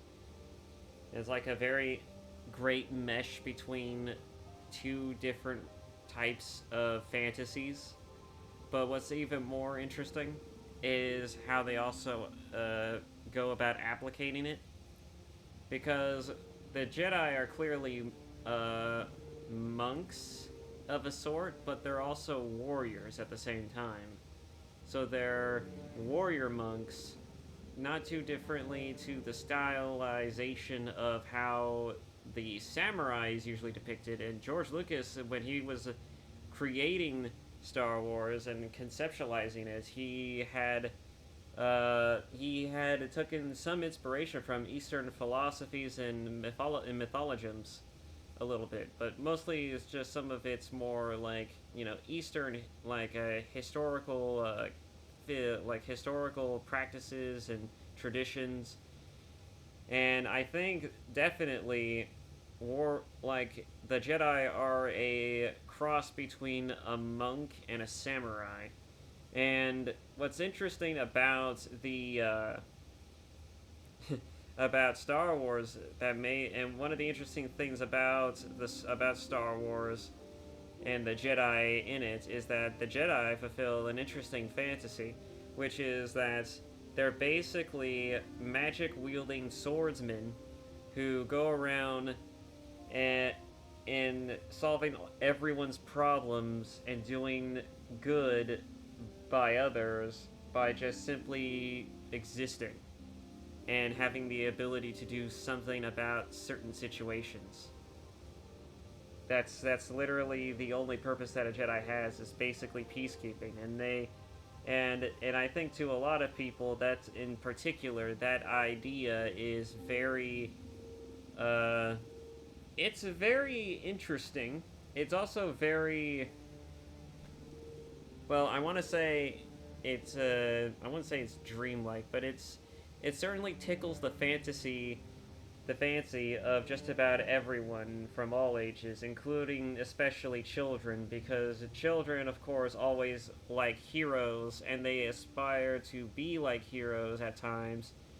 And so when they see something that plays into that fantasy a bit, they become immediately intrigued. And one of the interesting things about Jedi is that you don't have to be a somebody to be a Jedi. You could be a Jedi, anyone could be a Jedi, and the only thing that separates you between you and other Jedi is your achievements and your aptitudes and applications of the Force. And so, as well as your skill with a lightsaber. And it's amazing when you think about it, because there's so much depth that goes into it, even if you don't understand most of what goes into the Jedi Order or Star Wars on a surface level. I mean, to a kid, it certainly looks like a bunch of robe-wearing monks wandering around with, like, laser swords, destroying and breaking shit that happens to get in their way, and just uses, like, weird fantastical abilities to get the job done. And it's a pretty interesting, it fulfills a pretty interesting fantasy, because it also has, you know, like, it's a part of some sacred order in the context of the Star Wars universe. Like, to be a Jedi means you're a part of something. You are a part of something greater than yourself, and that to some people is very interesting, but also kind of nuanced, because, you know, a lot of people like to be a part of something that they consider to be greater or higher than themselves. You know, some people like to live with purpose, and the Jedi Order on a surface level is like an idea of being basically someone who basically serves a higher or greater purpose. And all of that said, it's no wonder why Star Wars is as popular as it is, especially among children, because children do find things like brotherhood and space fantasy and all these other elements, sci-fi fantasy, all these types of elements to be very interesting, because it's creative and its application and use of its creativity is only as limited as the scope of the person who writes and creates within that playground that is the Star Wars mythos. And I think that's in itself to be one of the fundamental reasons why Star Wars is such a monumentally successful franchise. It also helps that George Lucas was not a fucking moron, and he knew how to leverage his IP. He knew how to delegate some of the areas when it needed to be delegated, because, you know, especially after like the prequels, he kind of realized that in order to make his stories and his fiction successful, he needed to figure out a way to basically like expand upon his franchise, his IP, without, you know, delving too hard into his own sort of like I don't want to say poor without leaning too heavily in. I mean, I don't want to say that he's a poor writer. I just think that his pacing for the prequels is the main problem of why the prequels are as bad as they are.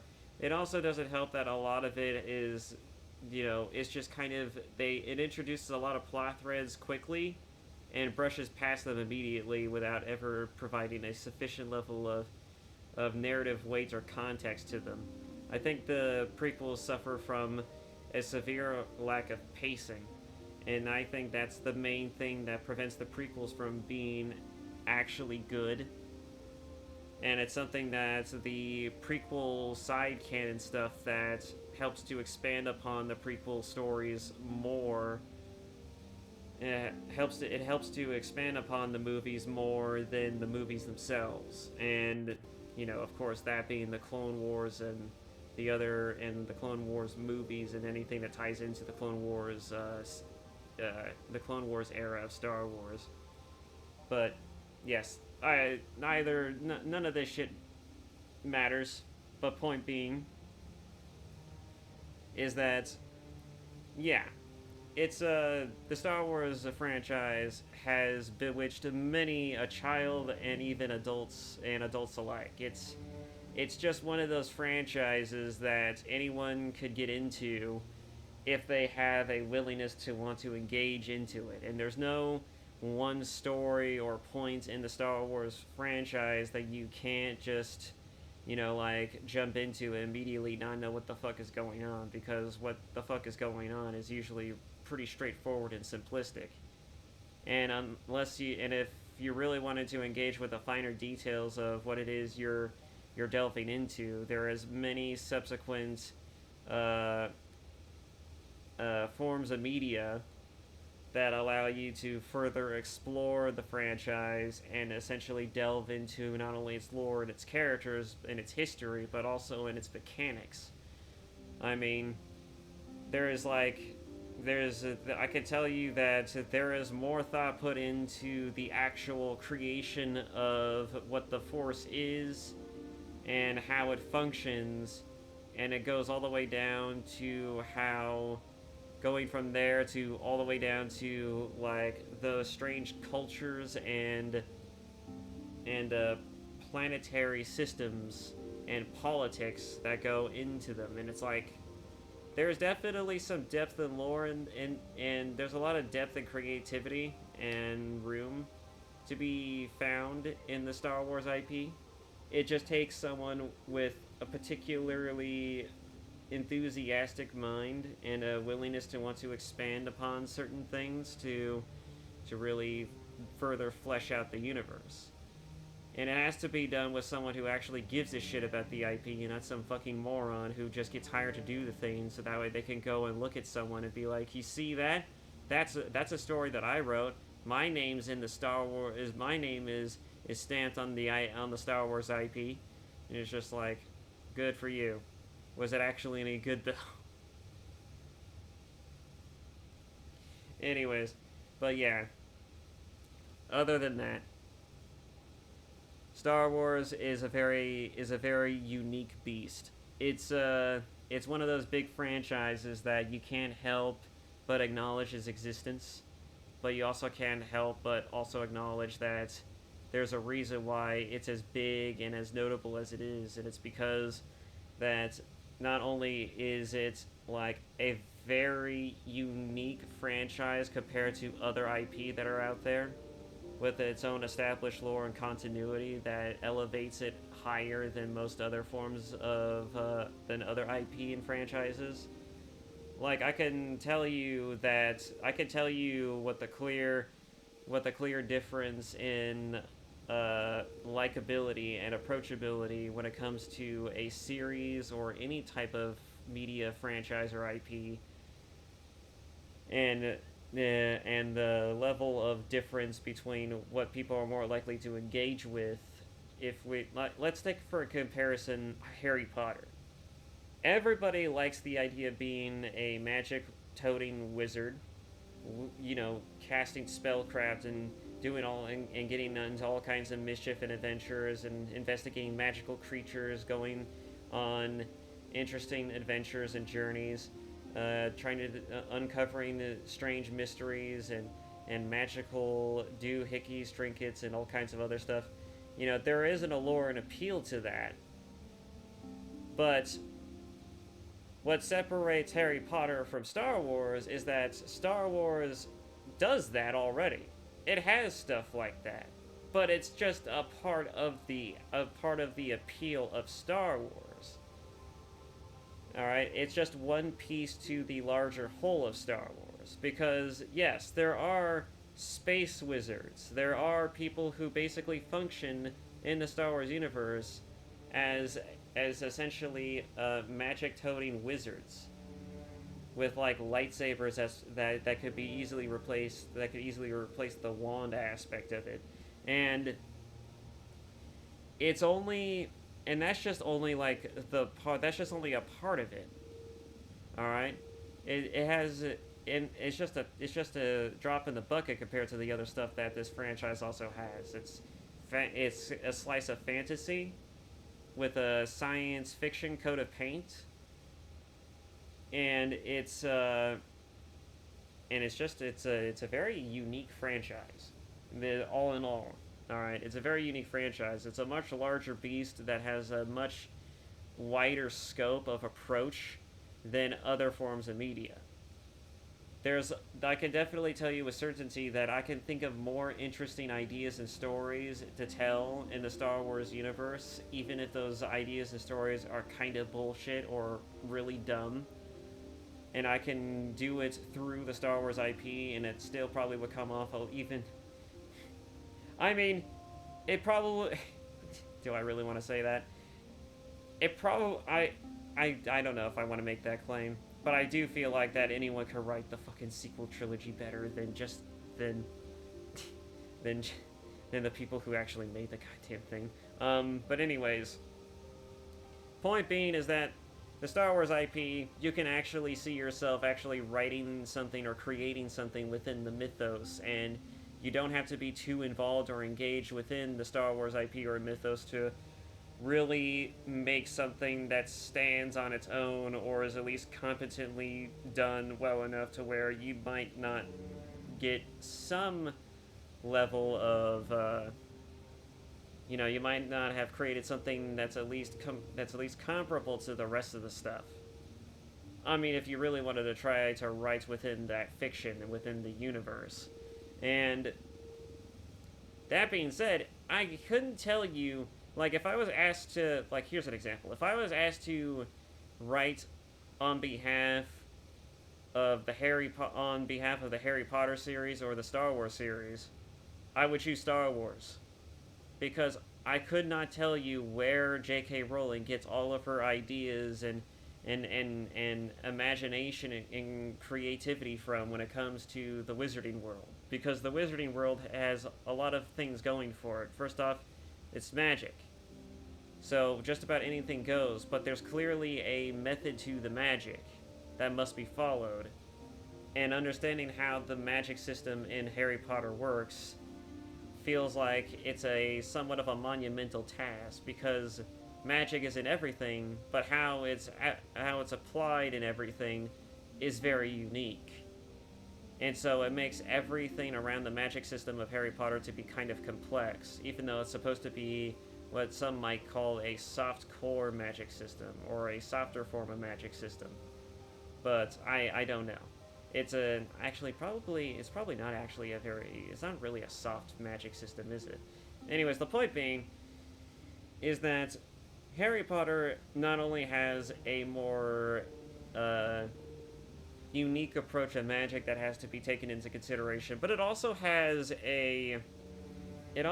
naming conventions and a lot of unique characters, details, and even some weird mythological beings, races, and magical creatures that have to be taken into account. And it's like, if you wanted to write in the scope of the Harry Potter world, it would be somewhat of a massive undertaking, especially if you're not someone who's used to writing or reading or engaging with Harry Potter fiction.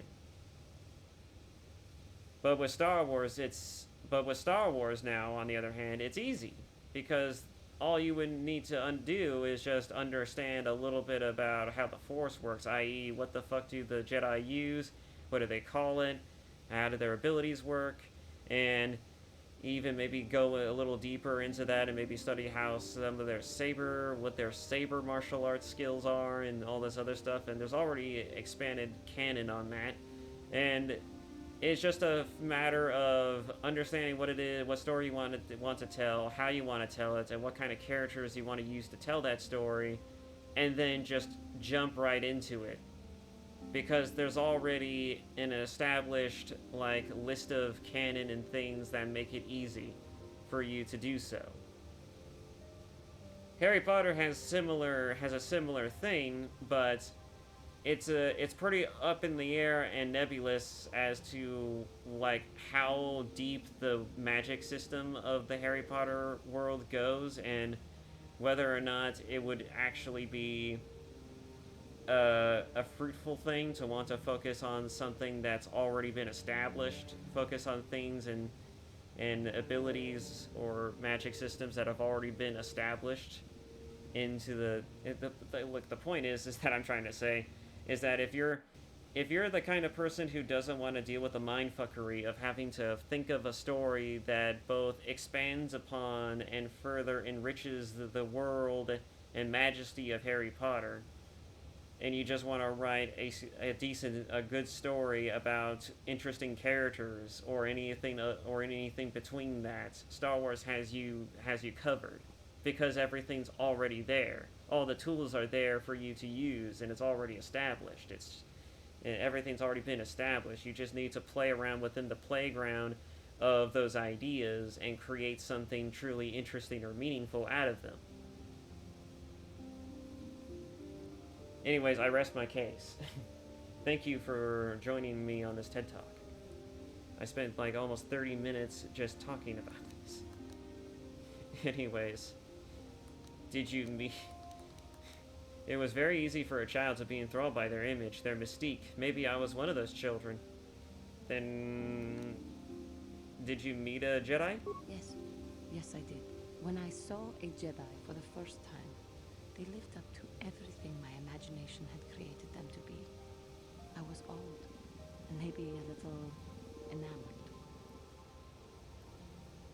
Enamored? They were quite striking, especially the tales of their leader. From that moment on, I knew that I would have to try to become a Jedi. To lift myself out of the rut I had been living in for years, and to make a real difference as the Jedi wore.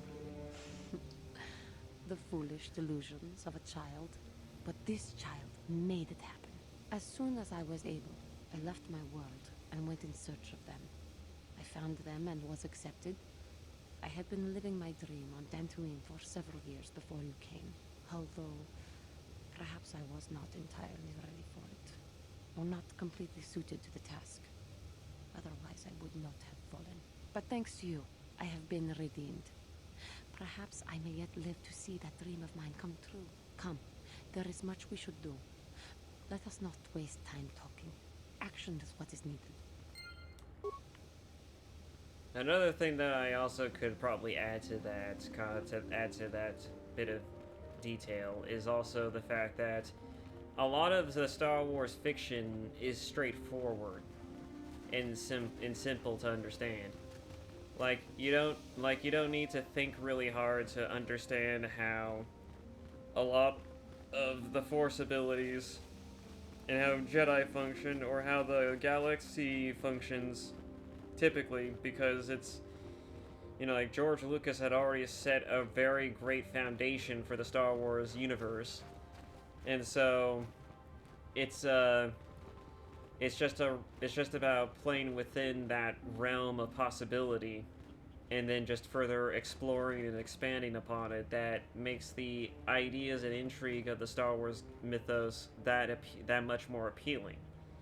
It also just is much more creatively interesting, because again, it's a science fiction, it's a fantasy setting with a science fiction coat of paint on it. You can do a lot with this kind of setting, and you could tell a multitude of different stories. It's really just about the mind. It's really about your mind and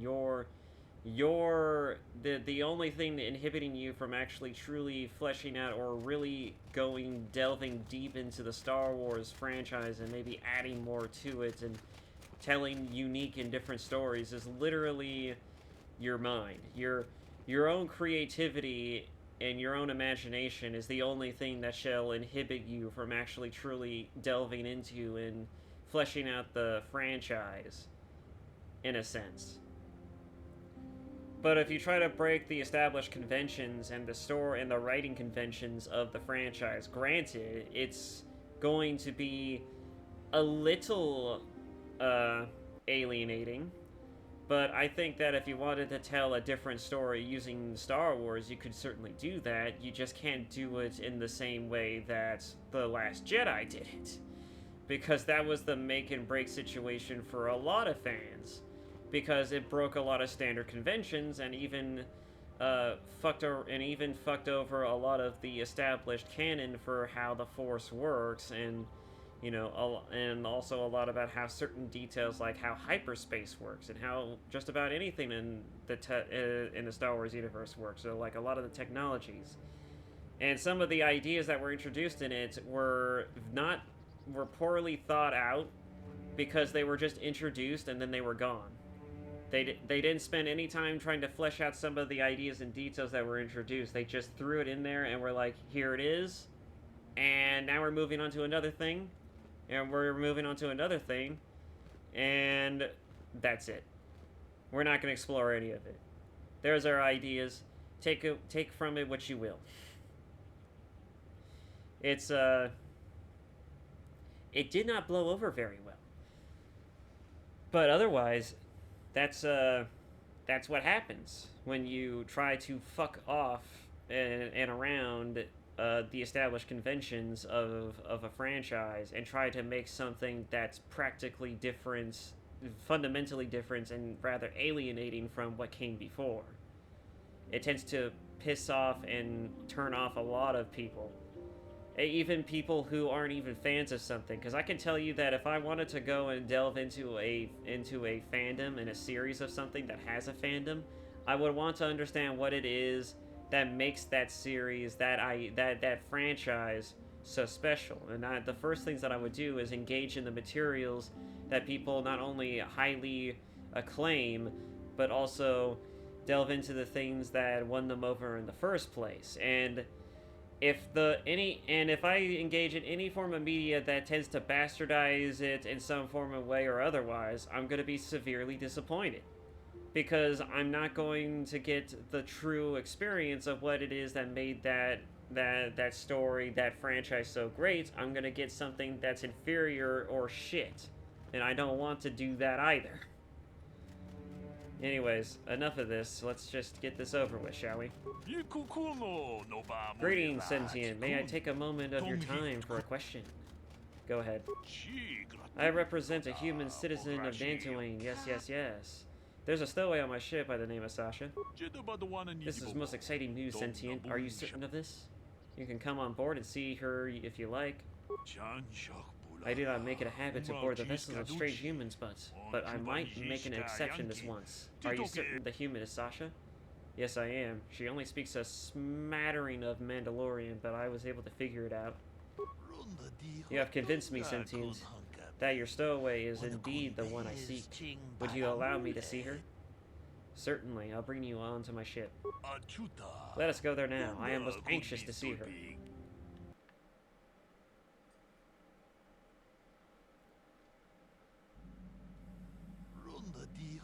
Though you have aged, young Sentient, I do believe you are indeed the one I seek. I am here to return you to your father.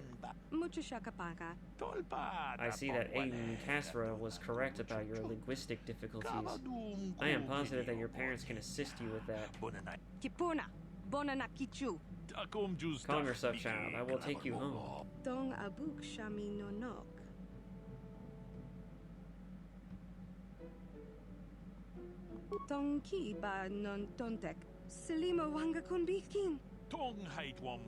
Thank you for your assistance, Sentient. I am sure the girl's parents will be most appreciative of your efforts. Well, I'm glad we got that solved.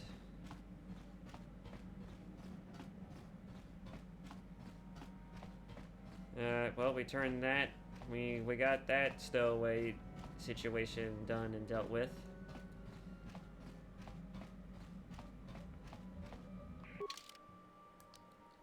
Now then, let's move on to Tatooine, shall we?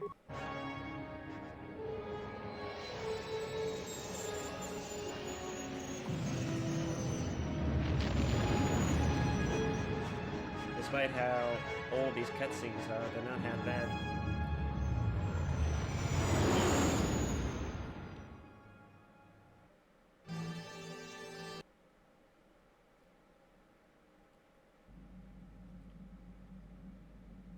We are having a new vision.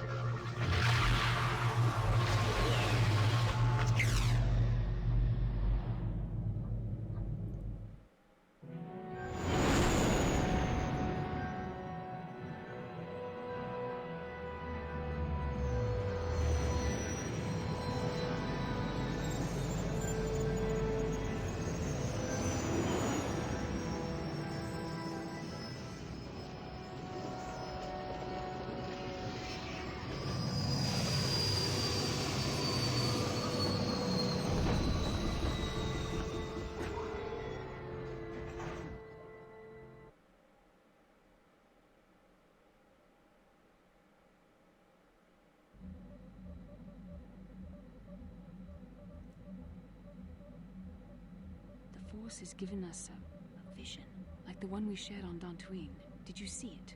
Of course. You must have. The Force is strong with us both. Tatooine is known for little but glowing sand. I find it surprising that there would be a star map somewhere in its desolate wastes. It looked like it was inside some kind of cave. The star map would likely have to be within some kind of shelter to protect it against dust and sandstorms. I suspect there are many such caves and caverns hidden in the sands of the Dune Sea. The creatures of this world probably use them as their lairs. No doubt things will become more clear once we discover the star map's location. True, true.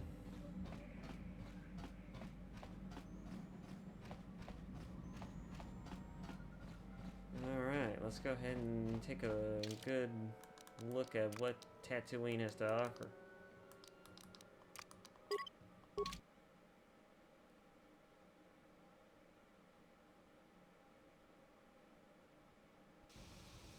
Welcome to Anchorhead, potential customer.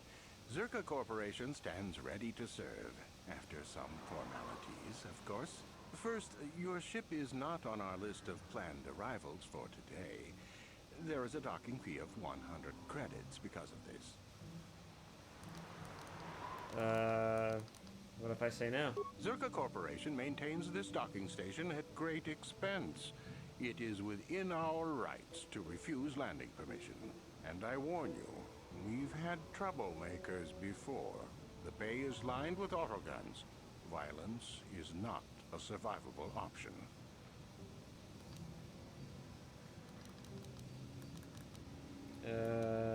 I just want information. What do I get for my 100 credits? The immediate benefit is access to these very docking facilities. This is the only port in Anchorhead. Once you've paid, we will offer trade services as well. We're not unreasonable, we just want to cover expenses.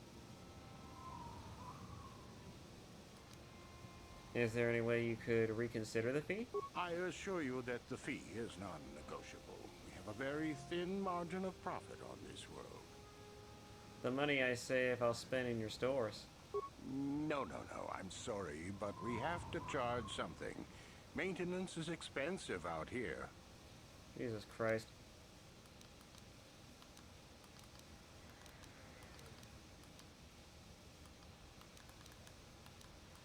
What if I don't have the money? That would be unfortunate. Zerka Corporation can't afford to extend credit. Everyone pays. That's the rule. Oh, God. Any way you can reconsider the fee? I assure you... No. That does make sense. I suppose I could let it go this time. We need the business. This will cover any future landings as well. It's like a registration, so we can serve you better when you return. Now, as a customs officer, I can provide information on services. Is this visit business or pleasure?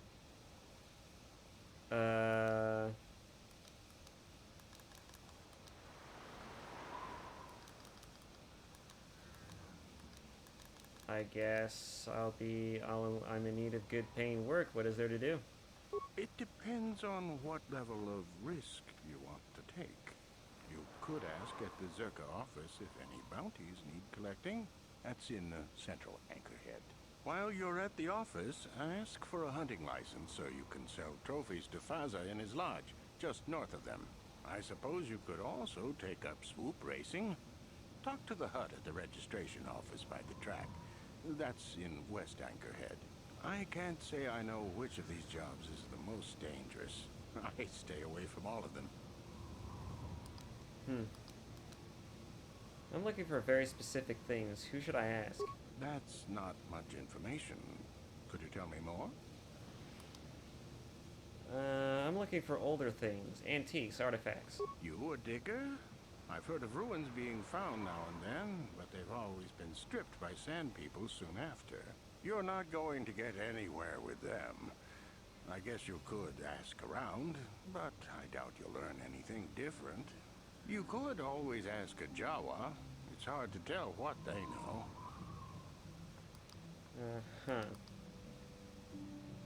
Well, I guess I'll be going then. As you wish. If you need anything else, I'll be here. Yep.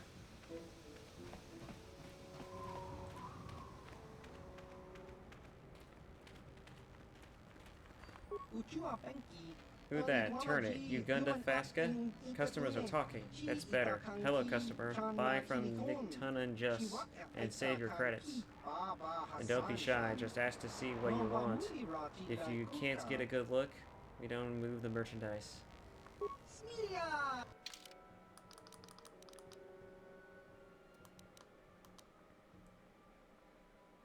Mandalorian Heavy Repeater. Advanced Aural Amplifier.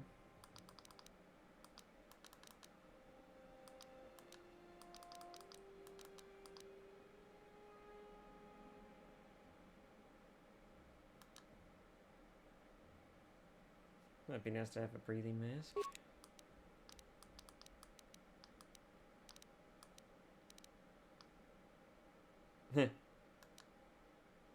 That'll be useful later.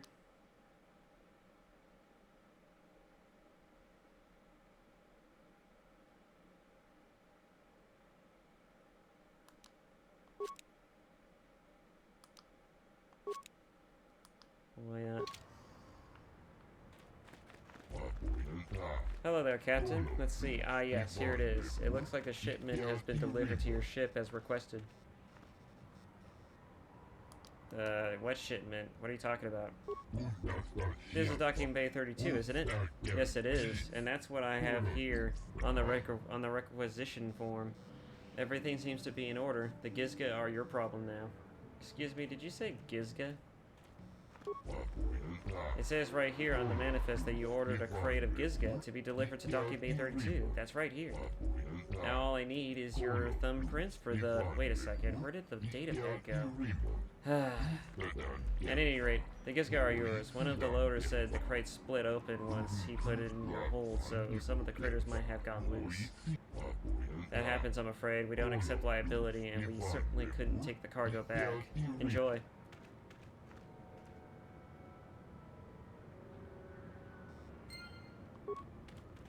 Fucking asshole just dumped Gizga into my ship. He clearly did that intentionally.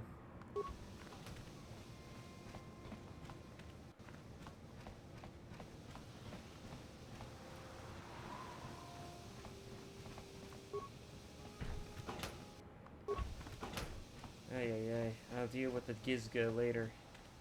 Until then, let's go ahead and just explore well, Tatooine. Pouch.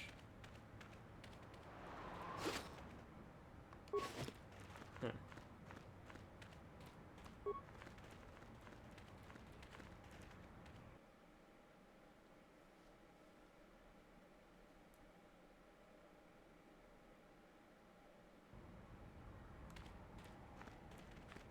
Boy, oh boy.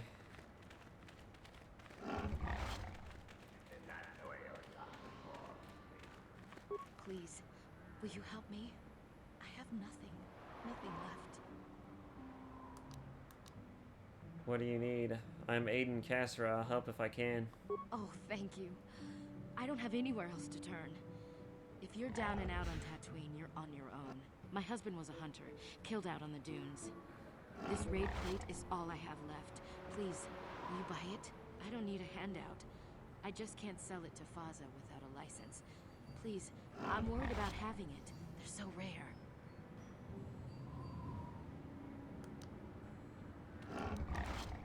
Why do you need the money? We spent everything on my husband's hunting gear. We hoped that the sport would support us. We hoped. Whoever killed him took everything. All I have left is this desert raid plate. We thought we were so lucky when he brought it home. If I could sell it, the kids and I could get out of here. Maybe buy passage to Coruscant? I don't know. Okay, let's talk about what to do with this plate. Will you buy it? I can't sell it myself. They are worth more than 500 credits.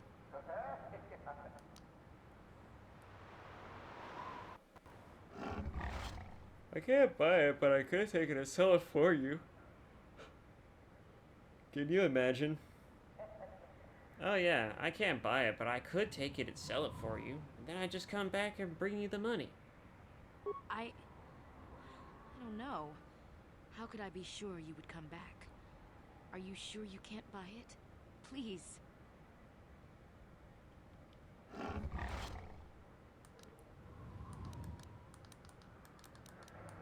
I will buy it for you. You will? Oh, thank you so much. Please, I know it's worth at least 500 credits.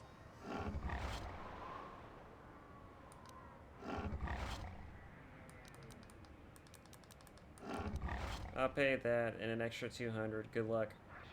700 credits. Oh, thank you. It is more than generous of you. I don't know what to say. I just don't. Wow.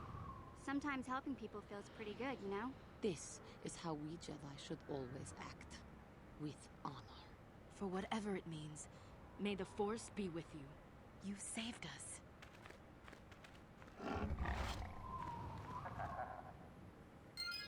Yep, And if this was fucking KotOR 2, I'd be getting lectured for doing that.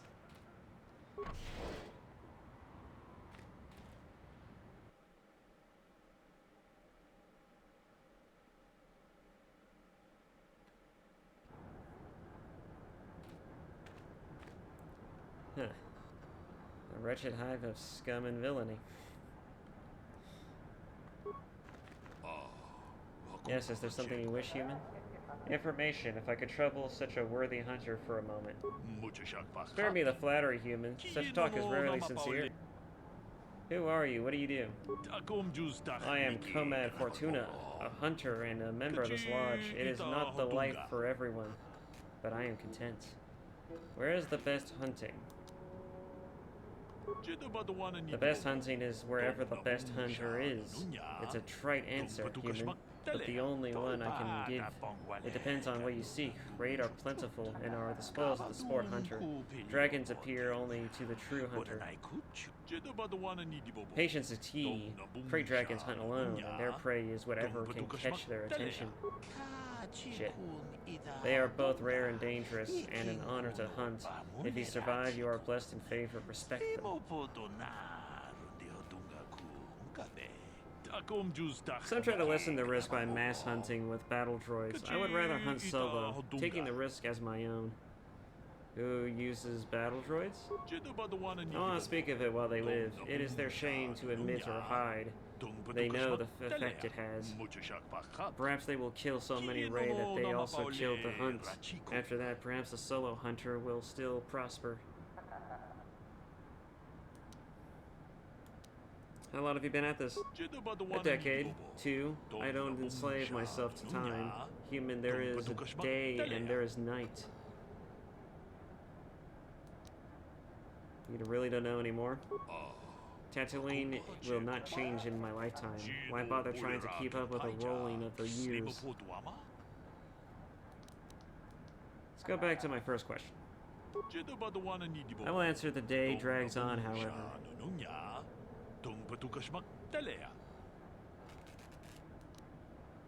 I'm looking for something. Who knows this planet best? No one that will return your question. To truly know the dunes, you have to live there, as the Sand People do. Only they truly explore the land, but they attack without debate, if you see them at all. Have you ever seen the Sand People with anything odd? The Sand People carry nothing but weapons and bloodlust. To them, outsiders are invaders to be repelled. Once or twice, however, I have seen them emerge from older ruins with sacks and other containers. I've always been driven off, and if I examine the site later, there is nothing left. What kind of ruins were these? Where were they? They were old storehouses of some kind, but you couldn't find them now. Human, the sand covers all. Only the ones who would know what was there on the sand are the Sand People, and you would have to take it by force. Finding their encampment is easy enough. Walk south until you are attacked. What about the Jawas? The Jawas may know the land as well, but they are more interested in trading than talking. They scavenge to escape jobs.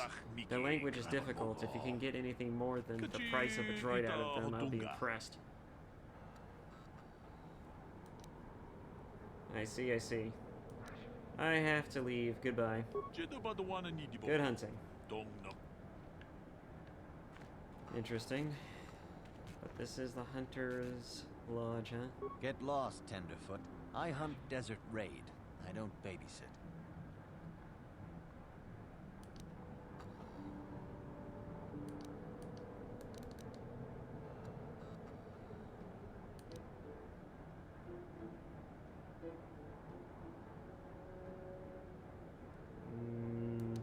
Come now, I just want to benefit from your experience. Well, you sure know how to get on my good side. You're just trotting out bantha pats, but thanks all the same. Who are you? What is it to you? What is it you do? My name is Doric Quinn. I'm a hunter. I hunt. Is that enough, or should I start listing my family birthdays? Where's the best hunting? If I knew the best place, why would I tell anyone? It would be worth too much to me to let it get out. It doesn't matter anyway. This season has been dry for me, as it has for almost everyone. Perhaps someone else is holding out, but there's simply fewer raid out there. Why are there fewer raid out there? It used to be a one-on-one test. Hunter against hunted. Now people just want the credits. I could stomach maybe a pair or a team of hunters, but some now use battle droids. Where's the sport in that? Who uses battle droids? That's not for me to say. I won't be a troublemaker in so small a community. You'll see. Hunt, and you will see. How long have you been at this? I've tracked wild beasts my whole life, but I've only been hunting here for 5 years. I've much to learn yet. What do you want to learn? There are hunters that go after the big kills, the crate dragons. I don't know how they do it. I never even see the things. Komad is the one I respect, but I also trust that the only difference between us is experience. I will learn. Let's go back to my first question.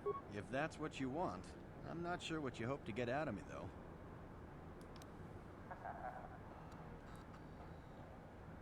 I'm looking for something. Who knows the planet best? You'll have to ask around. Komad Fortuna is a much more experienced hunter than I am. He hunts far from Anchorhead. The local Jawas are a good source of information, even if it is hard to understand them. It may cost you, though. Alright. Good hunting.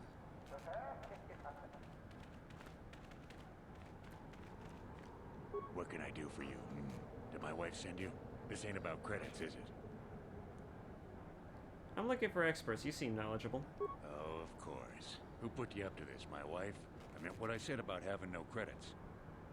I want to ask who you are and what it is you do. Well, my name is Tanis, and what I do is hunt. I'm sure you've heard of me. Well, actually, I hope you haven't. How long have you been at this? Too long. But it beats smuggling. You ever run into a Sith dreadnought in the desert? No, you haven't. You crossed paths with a Sid Dreadnought? Hell, I married her. No, seriously now. I had this friend that crossed Sith space and got stripped of everything.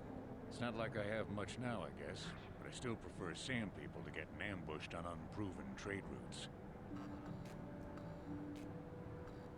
You go on about your wife a lot. What's the deal? She doesn't understand me. You know the drill. It's not my fault. She knew who I was when she married me.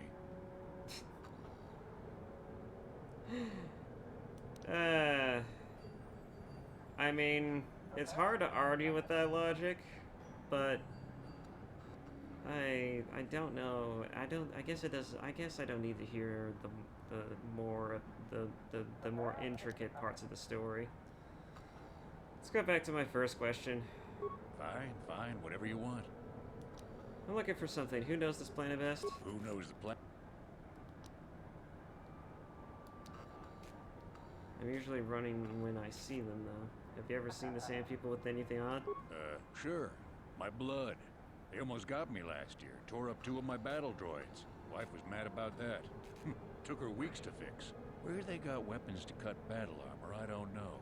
They act like animals, but they can surprise you. Where did this happen? I don't know. Take a dune and walk. They'll get you soon enough. What about the Jawas? Smart traders. They've salvaged and sold me my own damaged droids once or twice. They don't say much I can understand. I think they're a little slow, but who am I to judge, huh? Alright. I have to leave. Goodbye. Good hunt. Well, we're getting some information, but it all sounds like we need to talk to the Jawas. But let's get myself registered as a hunter, since we're probably going to be running into those raids out there in the field. Well, a new face. Come to test your skill on the endless dunes of Tatooine? Faz's Lodge is the place to arrange it.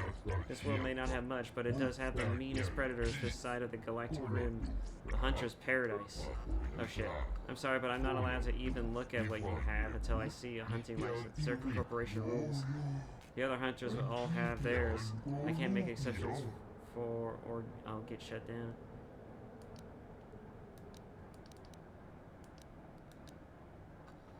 Anything out of the ordinary happening?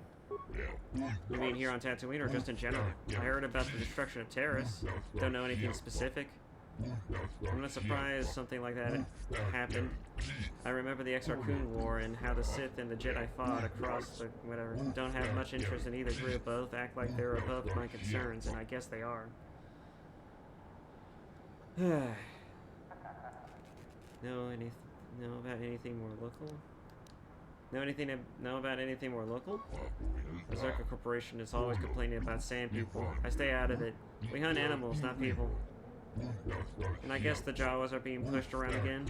At least that's what I think they said. Tough to tell sometimes. You'll have to talk to these groups yourself for more. I keep to myself. Okay.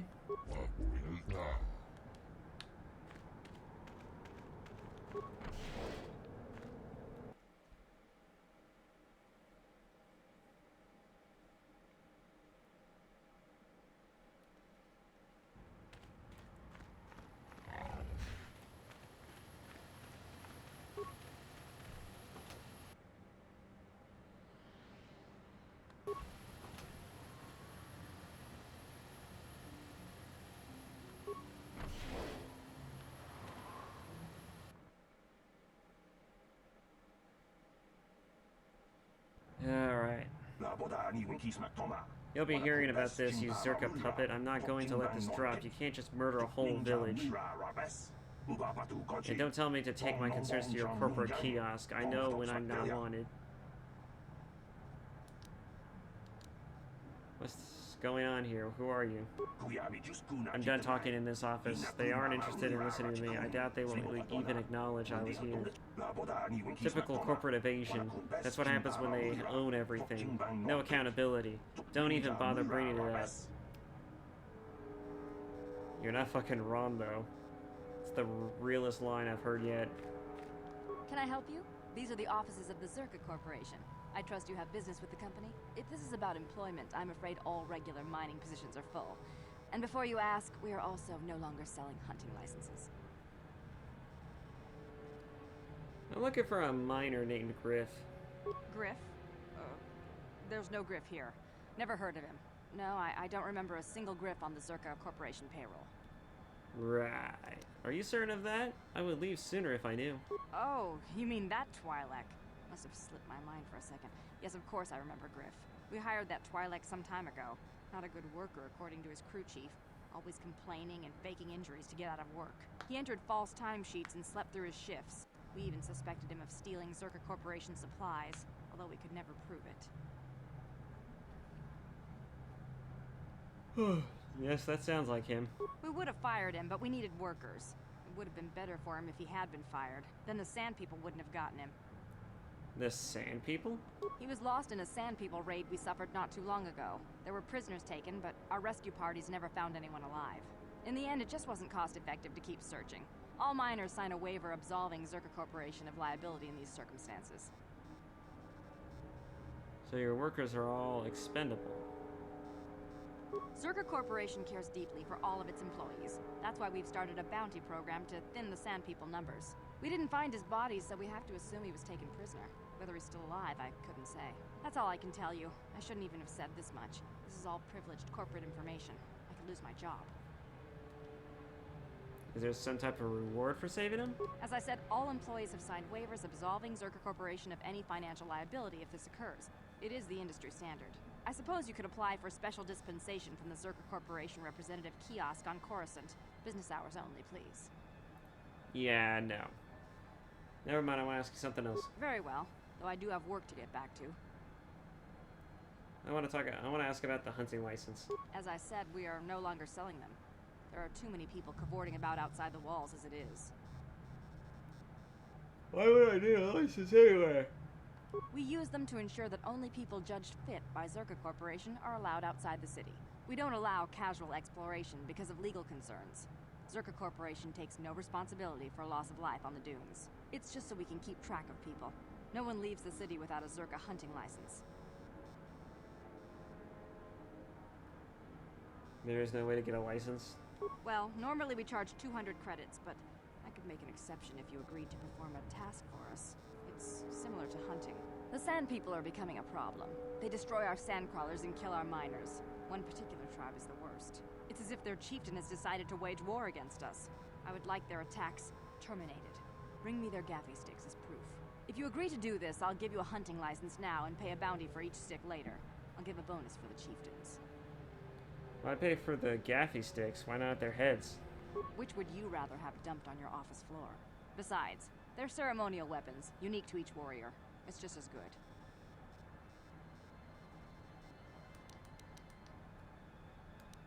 I will agree to do this for you. Excellent. Now, just so we understand each other, this is an enforceable contract. Zerka Corporation takes this very seriously. Here's your license, and a few directions. We believe one of their enclaves is in the far south of the Dune Sea. You might try following one of our sandcrawlers. They're regularly attacked. I wouldn't mind you escorting them. Okay, let's get back to my first question. Very well, though I do have work. Anything out of the ordinary? I assume that by out of the ordinary, you're referring to the destruction of Terrace? That is all anyone is talking about. I'm afraid Zerka Corporation is not offering any comment on those events. We wouldn't wish to anger the participants. Know anything more local? If you're looking for local events, I suggest you go to the Swoop Track, one of the few leisure industries on Tatooine. There was also a Jawa here earlier, saying something about needing help. I think he's out by the city gates. I can't be more specific about what he wanted. Our droid translators had difficulty with the message. Okay, I have to go. Farewell. Zerka Corporation. Yes, what is it? If this is about mining or sand people, you go to the Zerka office and just manage the store. We have available for purchase.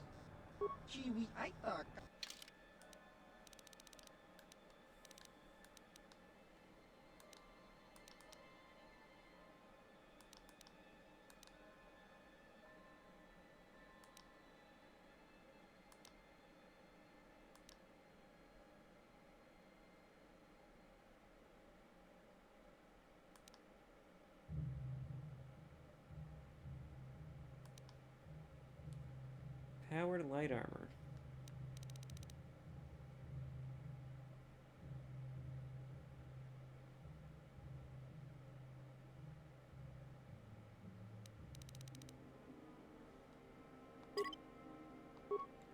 I almost bought that. By accident. Oh, I should probably ask questions. I want to ask about bounties. Not my affair. You just want to hunt for Zerka Corporation. You talk to protocol officer. Okay.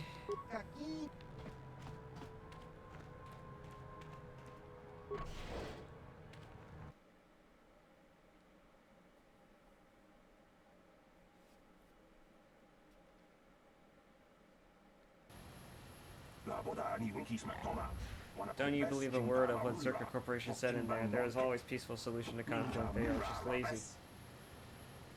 What do you mean? What are you talking about? Zerka miners have been attacked by sand people, so the company Zerka Corporation wants them killed. They didn't ask you to do it. The sand people are animals. I've watched them, and they are intelligent. There must be a way to peacefully stop the attacks. I know it. No one will try, of course. You can't even leave the city without Zerka approval. And they want the sand people dead.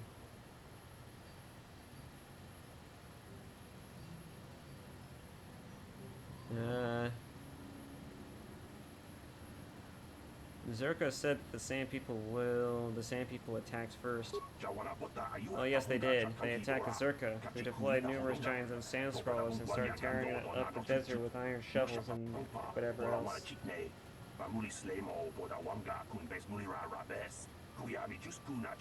What would you have done to the sand people? It must have seemed like an invasion. There were no negotiations. I don't think killing had been justified, but as a conservationist, I'm hoping someone at least tries to talk this out. What would you suggest then? Actually, why hasn't anyone tried talking to them? Well, there's a small matter that they don't seem to speak a language that your average translator can understand. Is that their fault? There was even a Jedi here a few years ago that couldn't seem to get through to them. I think that ended in the blood too. I'm not saying it would be easy, but someone to try and maybe a real translation droid has to try maybe with a real translation droid, not these old protocol scrap heaps that are walking around. Who would have a capable droid? They are pretty rare, even on the well-stocked Marvel worlds.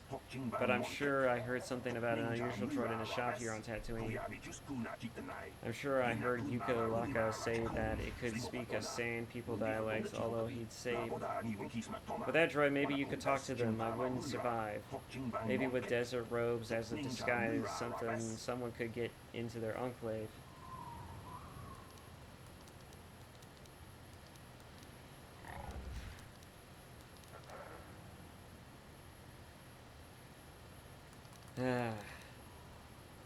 Maybe I'll look into it.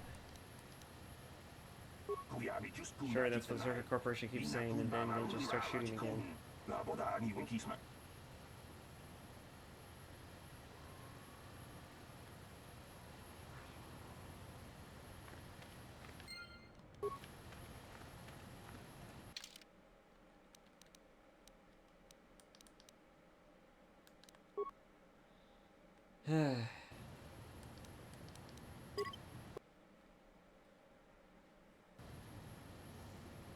Boy, oh boy. Well, I am cutting this video short. I am kinda tired, so I will definitely be heading off. I could just pause the recording, but I'm not going to.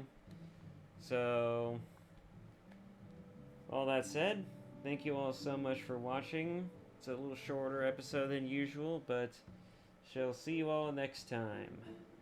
Bye-bye.